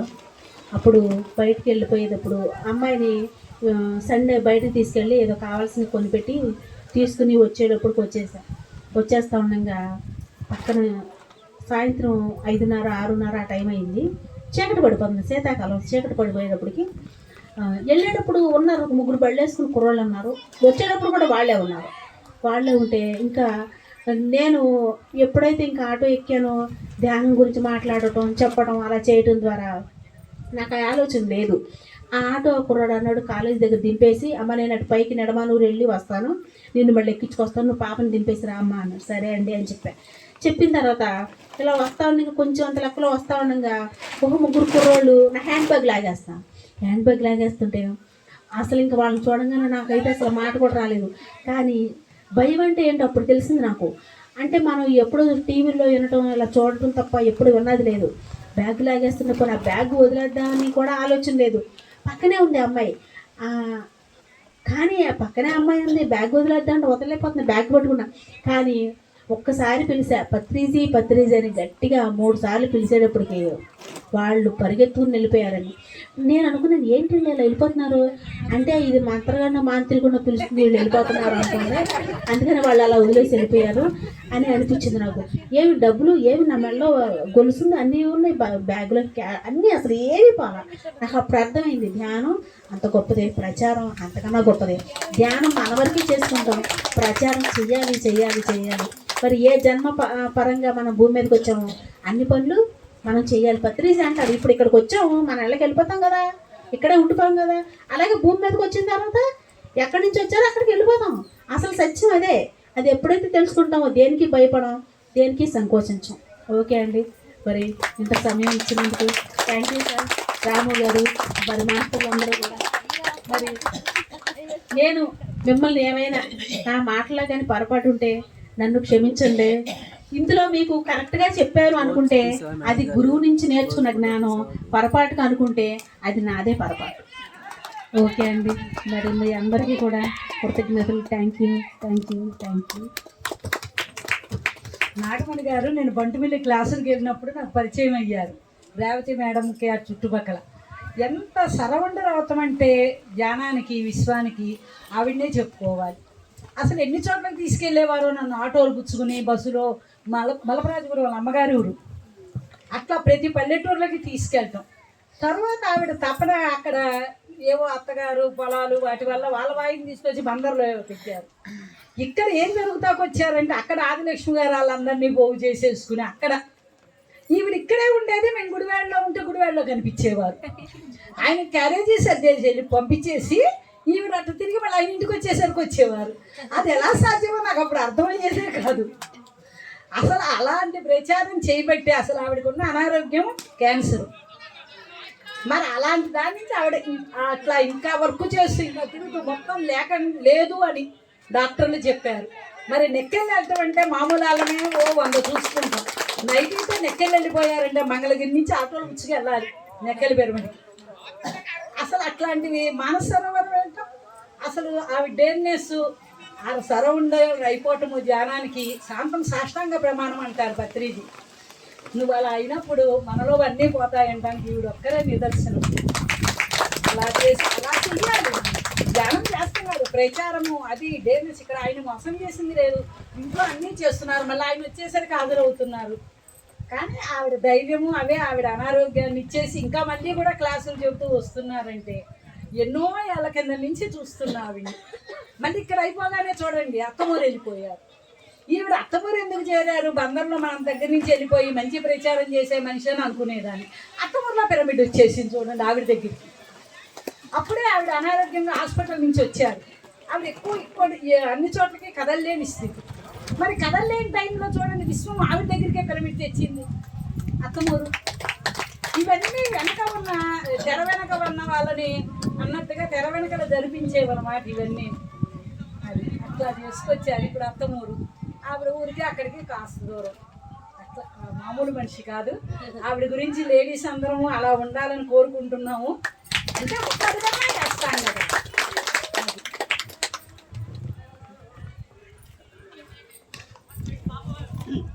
ముందులూరులో పిరమిడ్ ఉంది కదా, ఎవరో లేరు ధ్యానులు అక్కడ. ముందులూరు పిరమిడ్ అలాగే వదిలేశారు, దాన్ని ఎవరు పట్టించుకోవట్లేదు. ఇప్పుడు ముంజులూరు మీద కాన్సన్ట్రేషన్ పెట్టామండి, దాన్ని కూడా మళ్ళీ తీసుకురావాలి. ఎందుకంటే ఉన్నారండి, కానీ ఆ మేడము కాలం చేశారు. ఆయన ఉన్నారు కానీ కొంచెం దూరంగా ఉన్నారు, పిరమిడ్కి దూరంగా ఉన్నారు. ఒకసారి మేము పెట్టుకున్నాం ఆలోచన, మేడం మేము అనుకున్నాం ఒకసారి ఇటు అత్తమూరులో పెట్టి మళ్ళీ ఒక రోజు ముంజులూరులో కూడా పెడదామని ఒకసారి నాకు థాట్ వచ్చింది. ఇప్పుడు ఆ ప్రయత్నంలో ఉన్నామండి. అది కూడా అక్కడ నిద్రపోయిన భగవంతుని కూడా లేపుదాం. ఎందుకంటే ఇదేంటి పిరమిడ్ కట్టారు, ఇక్కడ ఎలా వదిలేశారు దీన్ని, ఇక్కడ ఎవరో లేరా ఏంటి, కనీసం వీళ్ళు ఇద్దరు ఉన్న ముగ్గురు వెళ్ళి అక్కడ కూర్చుంటే ఎంత బాగుంటుంది కదా అని. రోడ్డు పక్కనే. అవునండి, రోడ్డు పక్కనే పిరమిడ్. కానీ ముందు ఎప్పుడో కట్టారు, 15 ఏళ్ళు అవుతాం. అవునండి, 2012లో ఓపెనింగ్ అది. పత్రిసి వచ్చారు. బంటిమిల్లి జీవకారుణ్య పిరమిడ్, రేవతి ముంజులూరు పిరమిడ్ ఒకేసారి. ఇంకా మరి అక్కడ కూడా ఉన్నారు చాలామంది ధ్యానులు ఉన్నారు. కానీ ఎందుకనంటే ఒకళ్ళు బయటకు వస్తే ఇంకొకళ్ళు బయటకు రావట్లేదు. ఇంకొక విషయం ఏంటంటే రీసెంట్గా మొన్న నేను డాక్టర్లో కూడా ఈ మధ్యనే ఉన్నాను, అంతకుముందు లేను అసలు. నేను తర్వాత మా వారు ఉండు అన్నారు, సర్లే ఉన్నాను, ఇది కూడా నేను ఉపయోగించుకుంటాను అని చెప్పుకుని ఉన్న తర్వాత అక్కడ నన్ను ఆఫీస్కి మీటింగ్కి వెళ్ళమన్నారండి. మీటింగ్కి వెళ్తే అందరూ వాళ్ళు వాళ్ళు మాట్లాడుతున్నారు. అంటే వాళ్ళు ఏమనుకుంటున్నారు, ఆ సౌకర్యానికి సంపాదించుకోవడానికి కిరాణా కొట్లు అంటున్నారు, లేదంటే గ్యాదలు అంటున్నారు, గొర్రెలు అంటున్నారు, అయ్యని చాలా రకరకాలుగా మాట్లాడుతున్నారు. ఇవన్నీ ఉంటే మేము ఆనందంగా ఉంటాము, వీటిలో పోషించుకుని చక్కగా జీవనోపాధి అలా అంటున్నారు. అప్పుడు అందరినీ చెప్పమంటున్నారు కదా. అప్పుడు నన్ను కూడా నువ్వేం చెప్తావో చెప్పమ్మా అన్నారు. నేను అన్నాను, ఏమండి ఎన్ని ఉన్నా కానీ మనకంటూ ఒక మెడిటేషన్ సెంటర్ అంటూ ఉండాలండి. అందరూ వచ్చి చక్కగా అక్కడ ఎప్పుడైతే మనం ధ్యానం చేసుకుంటాము, మెడిటేషన్ చేసుకుంటాము, ప్రశాంతంగా ఉంటారు, అక్కడ జరగాల్సినవి జరుగుతాయి. ఇప్పుడు చూడండి, మీరు ఎన్నో ఉపయోగాలు కల్పిస్తున్నారు కదా. నిజాన్ని చెప్పాలంటే వాటి గురించి నాకు పూర్తిగా కూడా తెలియదు. ఇప్పుడు ఎన్నో ఉపాధులు కల్పిస్తున్నారు, అయినా మరి జనాల్లో వెలుతులు కనపడుతున్నాయిగా. మరి ఈ వెలుతులన్నీ ఎక్కడి నుంచి కనపడుతున్నాయి అంటే మనలో లోపం. అది ఇంకా వాళ్ళు ఇస్తారు, వీళ్ళు ఇస్తారు, ఎక్కడిస్తారు, ఎవరిస్తారు. ఇప్పుడు 3000 పెన్షన్ చేశాడు, 3000 ఇస్తే ఇంకొక 2000 కూడా ఇంకా వెళ్తే కనపడుతుంది. ఇంకొకళ్ళు వస్తే మారుతారు, ఇంకొకళ్ళు వస్తే ముందు నేను అప్పుడు ఆయన చెప్పేటప్పటికి అది కూడా వాళ్ళు రాసుకున్నారు, బుక్లో రాసుకున్నారు, అలాగే చేద్దామమ్మా అని చెప్పి అలా చేశారనమాట. చెప్పినాక 3 రోజులు వెళ్ళమన్నారు నన్ను. 3 రోజులు వెళ్ళా. నువ్వు ఎవరమన్నా వచ్చి మాట్లాడమన్నారు. అప్పుడు నన్ను అన్నారు, నువ్వు నేను చెప్పావు కదమ్మా, నువ్వు చెప్పమ్మా అన్నారు. నువ్వు చెప్పమ్మన్నా 3 డేస్ వాళ్ళకి చెప్పాను. 3 డేస్ వాళ్ళకి చెప్పినాక ఇట్లా చేయండి ధ్యానం గురించి. మీరు ఇంట్లోనే ఉన్నారు, పెద్ద వయసు, చక్కగా ఏ వయసు అయినా సరే ధ్యానానికి ఏ వయసు అయినా సరే మనం ధ్యానం చేయాలి.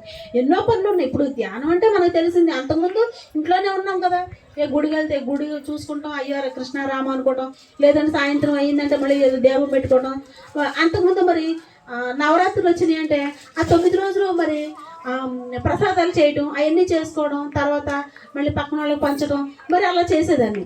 ఇప్పుడు మరి ధ్యానం గురించి తెలిసింది కాబట్టి ధ్యానం గురించి ఎక్కడ చెప్పాలి, ఎవరికి చెప్పాలి, ఎలా చెప్పాలి అని మనమే ఆలోచించుకుని ఇప్పుడు మరి పిరమిడ్ కూడా ఇప్పుడు మీరు అన్నారు కదా ముంజులూరు, ఆ పిరమిడ్ కూడా ట్రెండింగ్లో పెట్టడానికి ఉందండి. తొందరలోనే అది కూడా అక్కడ కూడా ఉన్నారు ధ్యానులు. వాళ్ళని కొద్దిగా తట్టి లేపితే సైడ్ అయ్యారు మా దేవుళ్ళు అందరూ. మళ్ళీ వాళ్ళని కొద్దిగా లాగితే యువతలకు వచ్చేస్తాను. ఆ పనిలోనే ఉన్నామండి మేము. ఓకే సార్, ఇంత సమయాన్ని మరి మాకు కేటాయించినందుకు థ్యాంక్ యూ. నేను టైం కూడా చూడలేదు. Okay madam, thank you. ఈ వారం క్లాసు ఎవరితో చెప్పేద్దాం అని చెప్పి అనుకుని నాకు సడన్గా మేడం గారే వచ్చారు మైండ్లోకి. మేడం గారికి ఫోన్ చేసి అడిగాం, మేడం మీరు గోశాలలో మాకు ఒక క్లాసు చెప్పండి అండి అని. మేడం గారు ఏమన్నారంటే, నేనా క్లాసా అన్నారు. నేను క్లాస్ ఏం చెప్పగలను సార్, నేను క్లాస్ ఎక్కువ చెప్పను కదా, ఎక్కువ సర్వీసే కదా, క్లాస్ ఏం చెప్పగలను అన్నారు. మేడం ఇప్పుడు అర్థమైందా మీరే ఎందుకు వచ్చారో ఈరోజు? కాగల కార్యం గంధర్వులే తీరుస్తారు అన్నట్టుగా ఎక్కడ ఏ మాటలు ఉపయోగకరమో, మనకి ఏ వారం ఏ ఆదివారం ఏది అవసరమో అదే అందుతుందండి. మేడం గారి జీవితం, ఆవిడ చెప్పినటువంటి అనుభవం నుంచి మనం తెలుసుకుని నేర్చుకుని ఆచరించాల్సినటువంటి పాయింట్స్ ఉన్నాయా లేవా ఏమండి? అంటే సర్వీస్ అంటే ఇలా చేయాలి, మనం ఎక్కడున్నా సరే మనం ఉన్నటువంటి పరిధిలో అద్భుతమైనటువంటి మేడం కూర్చోండి మేడం అద్భుతమైనటువంటి సేవ చేయొచ్చు అని మేడం గారిని నిరూపించారండి. ఎక్కడుంటే అక్కడ వర్క్ చేసేవాళ్ళు, అక్కడ క్లాసెస్ పెట్టేసేవాళ్ళు ఆ ఇంటి చుట్టుపక్కల. ఓకేనండి, సరదాగా ఏదన్నా కాన్సెప్ట్ చెప్పుకుందామా? టైం ఉందా? శంబాల విన్నారా పేరు ఎప్పుడైనా? ఎంతోమంది ఋషులు మునులు ఒక అదృశ్య రూపంలో ఉండి, అది ఒక అదృశ్యమైనటువంటి ప్రాంతంలో ఎంతో తపస్సు చేసేటువంటి ఒక ప్రదేశం పేరు శంబాల. ఏమండి, అయితే మనం ఎవరి గురించి ఆలోచిస్తామండి? సాధారణంగా న్యాచురల్గా మనం ఎవరి గురించి ఆలోచిస్తాం? లేచింది కానించి కరెక్ట్గా చెప్పాలి, ట్రూత్ చెప్పాలి.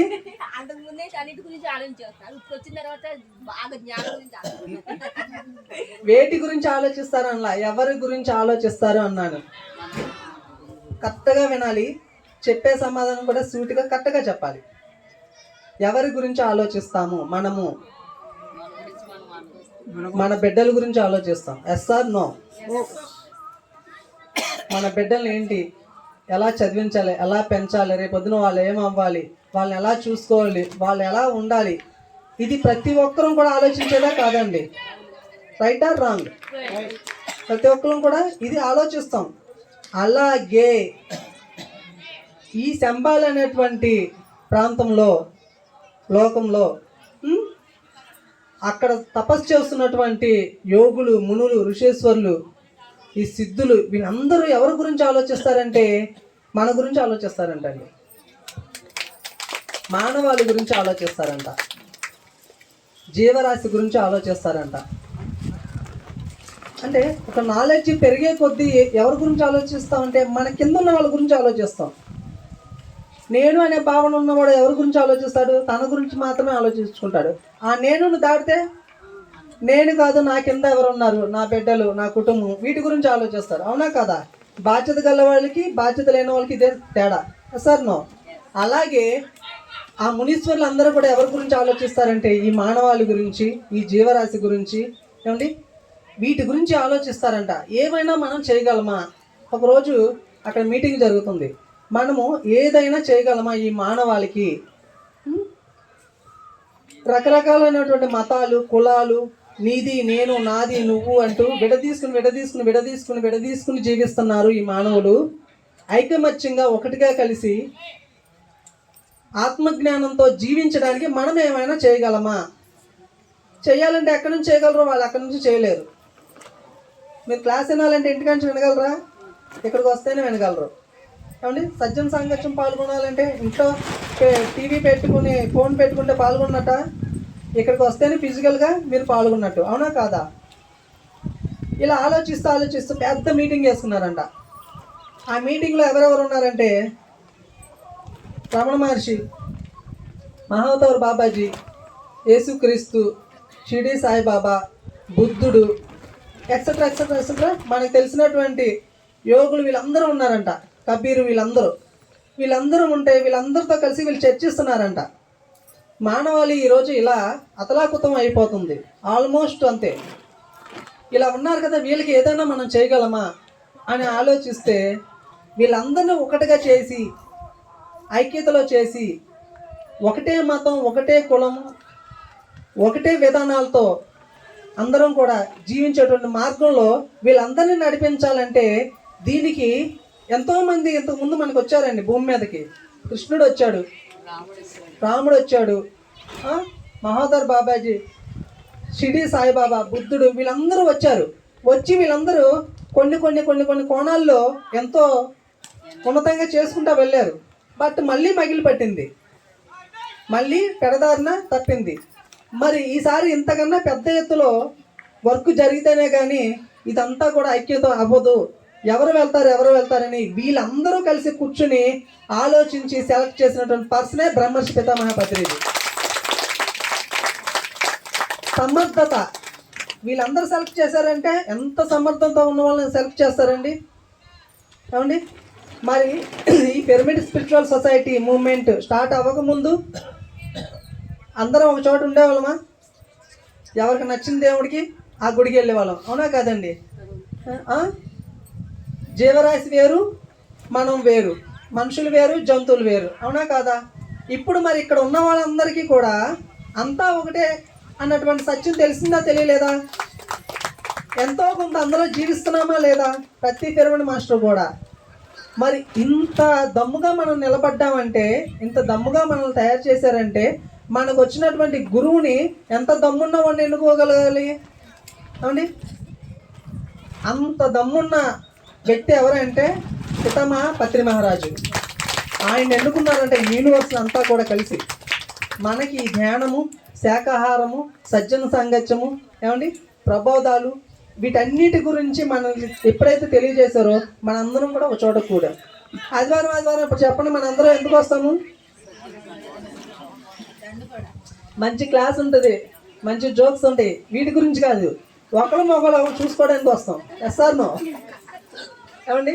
ఈ వారం అంతా సాధన చేసి, ఈ వారం అంతా మనం నేర్చుకున్న తర్వాత మన కళ్ళల్లో కనిపించేటువంటి ఆనందాన్ని ఇంకోళ్ళు చూడడానికి, ఇంకోళ్ళ కళ్ళల్లో కనిపించేటువంటి ఆనందాన్ని, ఆ జ్ఞాన తత్వాన్ని, ఏమండి ఆత్మతత్వాన్ని మనం దర్శించడం కోసం మనం గోశాలకు వస్తున్నాము.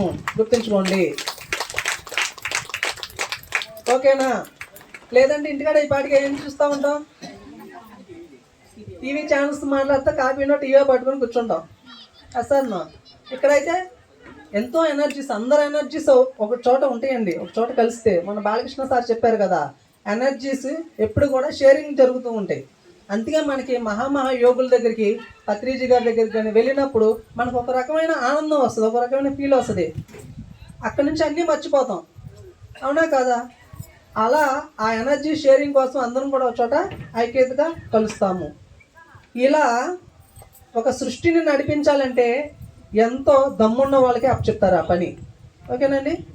సమర్థత ఉండాలి. ఏదైనా నడిపించాలి అంటే కుటుంబాన్ని అవనివ్వండి, సంఘాన్ని అవనివ్వండి, లేదా మన ధ్యాన ప్రపంచాన్ని అవనివ్వండి, ఏది నడిపించాలన్నా కూడా ఏముండాలి? సమర్థత ఉండాలి.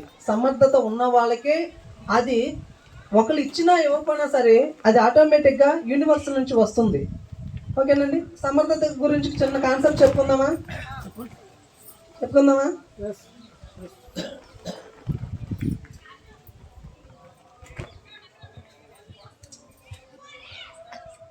రాయలవారి ఆస్థానంలో ఒకరోజు రాయలవారికి షేవింగ్ చేయించుకోవాలని అనిపించిందంట ఆయన గడ్డానికి. అరే షేవింగ్ ఎవరు చేస్తారు? బార్బరు. అరే బార్బర్ని తీసుకురండిరా, నాకు షేవింగ్ చేసుకోవాలని అన్నాడంట. ఈలోపు బార్బర్ని పిలిపించాడు. వచ్చేపాటికి ఈయనకి నిద్ర వచ్చి నిద్రపోయాడు మంచం మీద. నిద్రపోతే మరి వచ్చినోడు మరి షేవింగ్ చేయడానికి వచ్చాడు కదా, గడ్డం గీయడానికి వచ్చాడు కదా. రాయల వారు నిద్రపోతూ ఉండంగానే చక్కగా గడ్డం గీసాడు,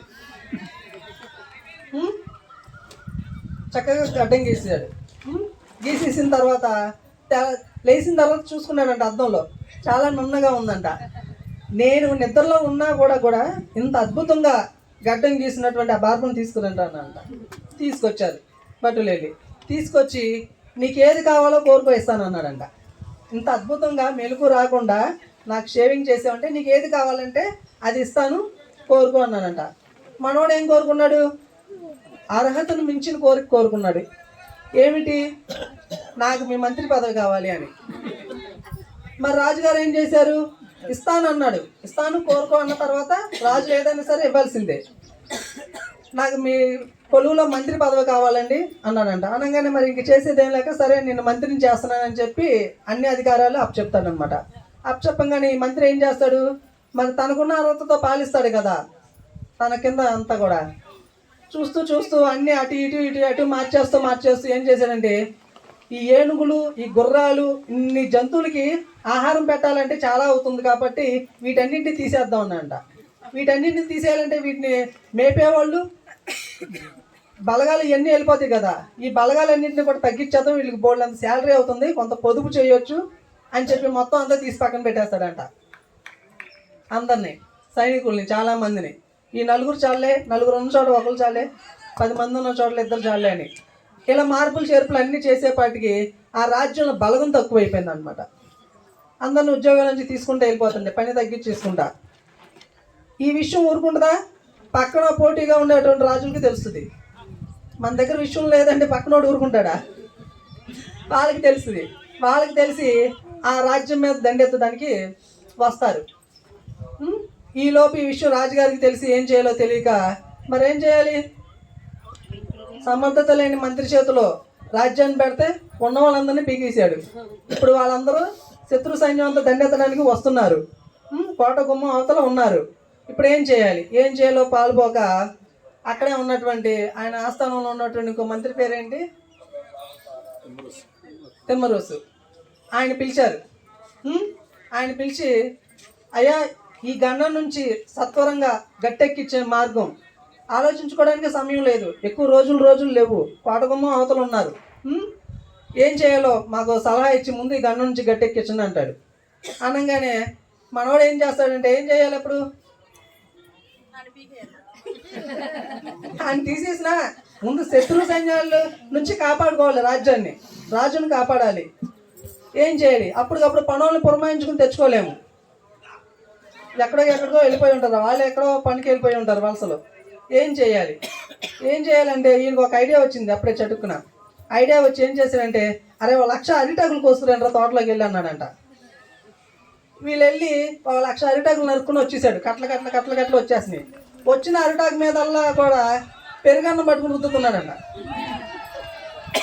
పెరుగన్నం ముద్ద పట్టుకుని అరిటాకు మొత్తం రుద్దుతున్నాడు. అరిటాకు చూస్తే ఏం తెలుస్తుంది? భోజనం చేశాడు ఎవడో ఈ అరిటాకు మీద అన్న విషయం తెలిసేలాగా ఈ పెరుగన్నం వీటన్నిటి పెట్టి రుద్దుతున్నాడు. రుద్ది ఈ అరిటాకులన్నీ కూడా తీసుకెళ్ళి ఆ కోటగుమ్మ అవతల ఉన్నారు కదా సైన్యం, వాళ్ళ ముందు పడేసేసి వచ్చేసేయండి వెనక్కి తిరిగి అని కట్ల పంపిస్తున్నాడంట. వీళ్ళు ఈ కట్ల తీసుకెళ్తున్నాడు. అక్కడ గుమ్మరిచ్చేస్తున్నాడు, వచ్చేస్తున్నాడు, తీసుకెళ్తున్నాడు, గుమ్మరిస్తున్నాడు, వచ్చేస్తున్నాడు. బరువే ఉండవు కదా. ఈ ఆకులు చల్లా చెదరగా పడేసేపాటికి ఈ పక్కన ఉన్న రాజ్యంలో వీళ్ళందరూ చూసి ఏమనుకున్నారంటే, ఈ కోట గుమ్మం లోపల ఇంతమంది భోజనం చేశారా అంటే వీళ్ళందరూ రెడీగా ఉన్నారు. ఈ ఆకులన్నీ కలిపితే ఎన్ని ఉంటాయి లెక్క ఏమంటే కనీసం 1,00,000 వచ్చినాయి. 1,00,000 మంది లోపల ఉన్నారా? మనం ఎంతమంది ఉన్నారా? 1000 మంది. 1000 మంది ఏం చేస్తారో 1,00,000 మంది పదండి అన్నారంట. ఓకేనా? సమర్థత అనేది అప్పటికప్పుడు మనకి వస్తుందన్నమాట. అది ఎక్కడి నుంచి వస్తుందంటే జ్ఞానం ద్వారా మాత్రమే వస్తుంది. ఓకేనండి? Thank you.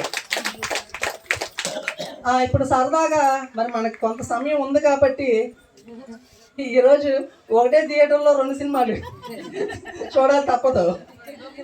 ఈరోజు కొంత సమయం ఉంది కాబట్టి మొన్నే మా అమ్మాయికి ఆలోచన వచ్చింది, ఈసారి మన గోసంఘంలో క్విజ్ పెడతాం డాడీ మన వాళ్ళందరికీ అని. ఆ క్విజ్ని ఇప్పుడు అప్లై చేస్తున్నాం మీ అందరి మీద. ధ్యాన జగత్ ఏమండి, మనందరం కూడా ధ్యాన జగత్తులో వేయించుకోవాలండి. ఇందులో ఎన్నో అద్భుతమైనటువంటి విషయాలు ఉంటాయండి. వీటన్నిటి గురించి కూడా మనం తెలుసుకోవాలి. 10 పుస్తకాల సారాంశాన్ని విడమర్చి చక్కగా అర్థమయ్యే రీతిలో ఇందులో ఇప్పుడు ప్రచురిస్తున్నారు. అందరూ కూడా ఈ పుస్తకం చదవడం వల్ల 10 పుస్తకాలు మనకు దొరకని పుస్తకాలు, ఒక్కొక్క పుస్తకం 5,000 1000 రూపాయలు కూడా ఉన్న పుస్తకంలో ఉన్నటువంటి వాటిని కూడా ఇందులో ప్రచురిస్తున్నారు. మనం చక్కగా చదువుకోవచ్చు. ఓకేనండి? ఇప్పుడు మచిలీపట్నంలో జరుగుతున్నటువంటి అద్భుతమైనటువంటి కార్యక్రమం ఏంటంటే ఇలాంటివి 50 పుస్తకాలు మనకి ఒక బండిలో వస్తుంది. వచ్చిన తర్వాత ఆ 50 పుస్తకాలను ఏం చేస్తున్నామంటే మనకు మచిలీపట్నంలో ఉన్నటువంటి ఆఫీసులకి ఇక్కడ చదువుతారు ఒక 10 మంది కూడి అనేటువంటి ప్లేసులకి వీటన్నిటిని కూడా పంపిస్తున్నాం. ఈ వర్క్ అంతా కూడా పవని మేడం గారు వాళ్ళ అబ్బాయి పని చేస్తున్నాడు. ఒకసారి పని గట్టిగా క్లాస్ కొట్టండి. ఎంత కష్టమో 50 పుస్తకాలు ఇచ్చుకుని 50 ప్లేసులకి తిరిగి దిగి వాళ్ళకి వెళ్ళి ఈ పుస్తకం ఇచ్చి మళ్ళీ రావడం. మరి ఆ సేవ చేస్తున్నారు. ఇలాగే ఈ పుస్తకాలని మాకున్నటువంటి పరిధిలో ఒక 10 మంది పలానా చోట చదువుతారండి ఈ పుస్తకం వేద్దామంటే మనం పంపిద్దాము. మనకున్న వాళ్ళకి చెప్తున్నాను. ఓకేనండి. ఇప్పుడు సరదాగా కాదు జ్ఞానంతో ఒక క్విజ్. ఈ మంత్ మ్యాగజైన్ ఎంతమంది చదివారు? థ్యాంక్స్, ఒకళ్ళిద్దరే ఉన్నారు. అందరూ చదివి చెప్పేస్తారు ఈజీగా. క్విజ్ ఏముంటుంది? ఓకే, ఇప్పుడు నేను ఒక క్వశ్చన్ వేస్తాను, దానికి ఆప్షన్స్ చెప్తా, అందులో ఏది కరెక్టో చెప్పాలి. ఓకేనా? ఒకటి లేడీస్కి ఒకటి జెంట్స్కి. ఫస్ట్ ఎవరికి అయినా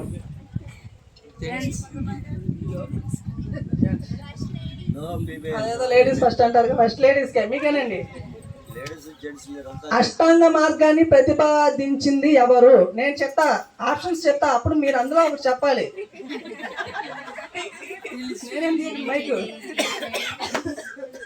బాబాజీ, చెప్పండి సమాధానం. ఏ బాబాజీ, బి గౌతమ్ బుద్ధుడు, సి స్వామిరామ, డి వివేకానందుడు. శాంత మేడం గారు. గౌతమ్ బుద్ధుడు. మేడం గారికి చెప్పండి. సెకండ్,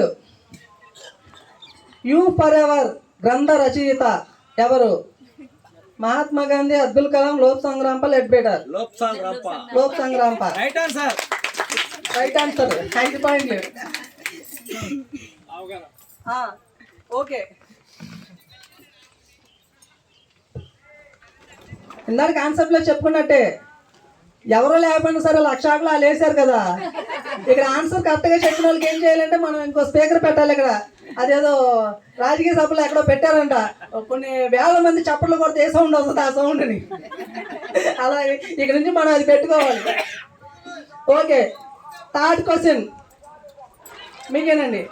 స్వాధ్యాయం అంటే మొక్కలు నాటడం, అన్నదానం, వస్త్రదానం, గ్రంథ పఠనం.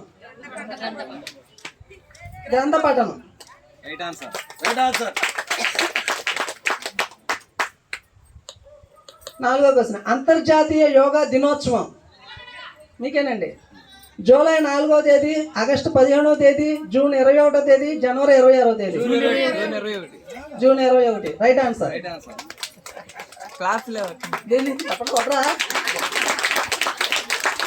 ఈ చప్పట్లు కొడతాం వల్ల మనకే మంచిదండి. ధ్యానంలోకి వచ్చిన మొట్టమొదటి రోజుల్లో చెప్పే క్లాసులు ఇవన్నీ. ఇలా చప్పట్లు కొట్టడం వల్ల మన శరీరంలో ఎన్నో నాడులు కదలకు లేకుండా పడి ఉన్నవి. ఆ సందర్భంలో మనం ఆనందం చేత కొడతాం కాబట్టి అవి ఎన్నో నరాలు కదలికలోకి వస్తాయి అంటండి. ఓకే, 5వది, PSSM పిరమిడ్ ధ్యానుల ఆదర్శ సూత్రాలు ఎన్ని? నేను చెప్తాను. నేను చెప్పలేదు, మీరే చెప్పేలా. 22, 20, 19, 18. చెప్పట్లో తర్వాత 6వది, పౌర్ణమి రోజుల్లో మనకి ఎక్కువగా లభించేది డబ్బులు, విశ్వశక్తి, ఆహారం, వినోదం. విశ్వశక్తి. మీరు చెప్పకూడదు. వేరే కేసుల కోసం మీలే చెప్పాలి. మీరు చెప్పలేకపోతే అప్పుడు నేను చెప్పాలి.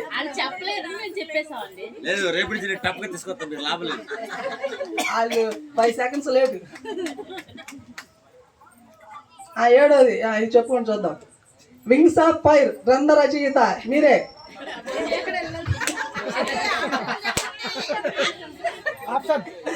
ఆప్షన్ చెప్పాలి. ఎంత చూద్దన్నారు కదా.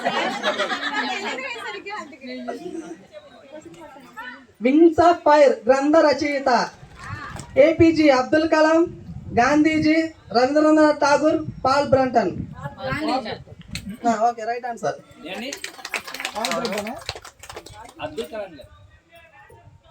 Wings of fire Abdul Kalam. Wrong answer. Okay gents point గెలుచుకున్నారు.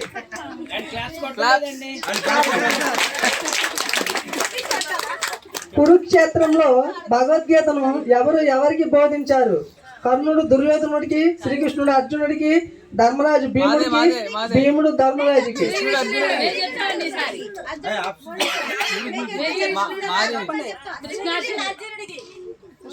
కృష్ణుడు బోధించాడు. కృష్ణుడు అర్జునుడికి.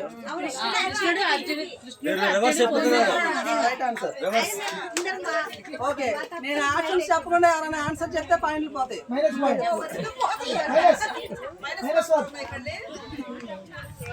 శ్రీ వశిష్ఠ గౌతమి పిరమిడ్ జ్ఞానక్షేత్రం ఎక్కడ నిర్మించబడుతుంది? నేను చెప్తాను.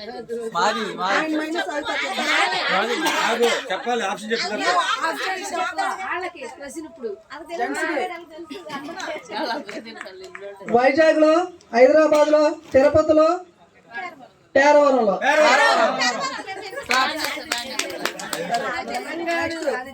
శ్రద్ధా సబూరి అన్న సందేశం ఇచ్చింది ఎవరు? బాబా. 5 పాయింట్స్. నేను ఆప్షన్ చెప్పాలి కదా. Babaji, Ramakrishna Paramahamsa, Shirdi Saibaba, Swamirama. Quantum life university వ్యవస్థాపకులు డాక్టర్ నోటన్ కొండవీటి, మేడం బ్లవర్స్కి, అనిబిసెంట్, చార్లెస్ సిడబ్ల్యూ రెగ్యులేటర్. చప్పట్లో. సహజ అవబోధ అన్నది ఎక్కడి నుంచి వస్తుంది? టీవీ నుంచి, స్వీయ అంతరంగం నుంచి, బాహ్య ప్రపంచం నుంచి, రేడియో నుంచి. స్వీయ అంతరంగం నుంచి రైట్ ఆన్సర్. చెప్పండి. సహజ అవబోధ ఎక్కడి నుంచి వస్తుందంటే మన స్వీయ అంతరంగం నుంచే వస్తుంది. టీవీ నుంచి అని ఎవరైనా చెప్పారా? మన దుఃఖాలకు కారణం మనలోని కోరికలు, ఇతరుల చర్యలు, పరిస్థితులు, దేవుళ్ళు. Right answer. జెంట్స్ ఇప్పుడు ధ్యానం ఏ వయసులో మొదలు పెట్టాలి? ముసలి వయసులో, మధ్య వయసులో, చిన్నతనంలో, మరణ సమయంలో.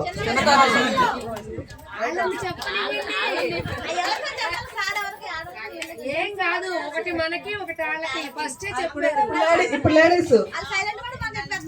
గౌతమ బుద్ధుడు కనుగొన్న ధ్యాన పద్ధతి కాయనుపాసన, ఆనాపానసతి, చిత్తానుపాసన, విపස්සన.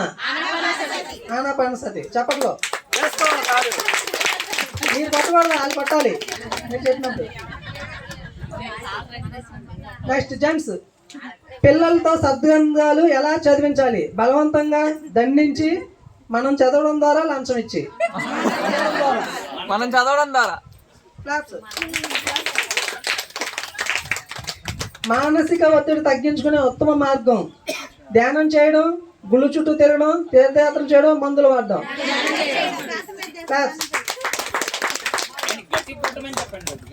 గట్టిగా అంటే కొట్టండి. లాస్ట్లోకి వచ్చేసాం. లాస్ట్ 2. ఆత్మ సహచరులు ఎక్కడ ఉంటారు? ఆకాశంలో, మన చుట్టూ, విదేశాల్లో, సముద్రంలో. Okay, claps. లాస్ట్ ఫైనల్ గా లేడీస్ క్వశ్చన్ ఇది.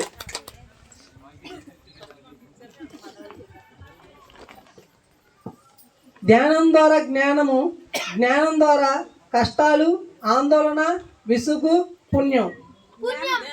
జ్ఞానం ద్వారా జ్ఞానం. జ్ఞానం ద్వారా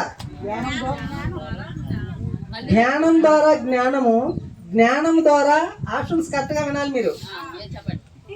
కష్టాలు, విసుగు, ఆందోళన, పుణ్యం. జ్ఞానమే పుణ్యము.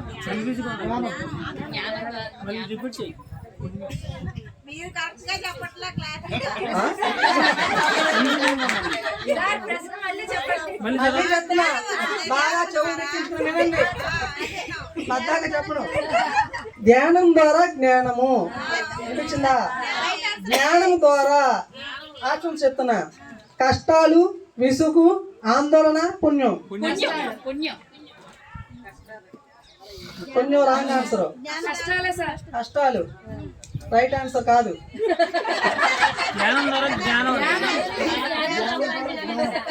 తర్వాత పైవేవి కావు. ఇంకా కష్టాలు, విసుగు, ఆందోళన, పుణ్యం.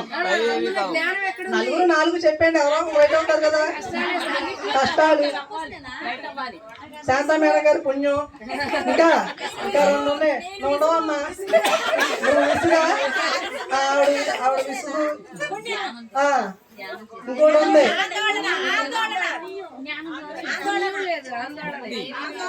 రైట్, ఆందోళన ఇస్ ద రైట్ ఆన్సర్. కాదు,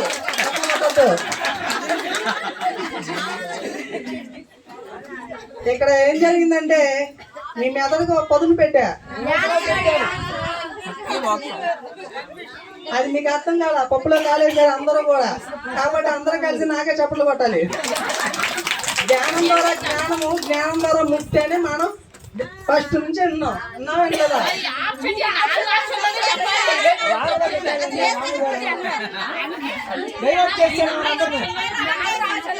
ఇది చాలా నోటెడ్ వర్డింగ్. జ్ఞానం ద్వారా జ్ఞానము, జ్ఞానం ద్వారా ముక్తి అనేది very very very very most noted word. చెప్పలేకపోతే దీనికి ఇదే అని మీరు చెప్పాలి.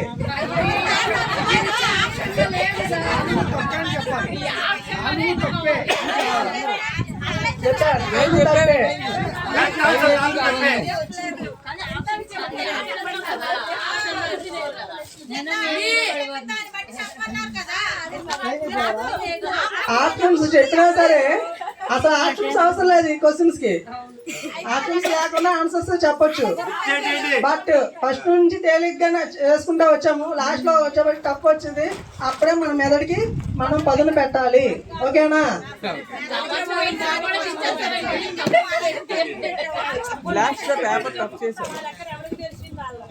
ఓకే, ట్విస్ట్ ఉన్నదిగా అప్పుడు. ఓకే, మరి ఈ రోజు మనకి ఎంతో అద్భుతంగా వారి యొక్క జీవిత సారాన్ని, వారి యొక్క అనుభవ సారాన్ని, ఎంతో అద్భుతంగా జ్ఞానాన్ని మనకి అందించినటువంటి నాగమణి మేడం గారికి ఒకసారి గట్టిగా క్లాప్స్ కొడతామండి.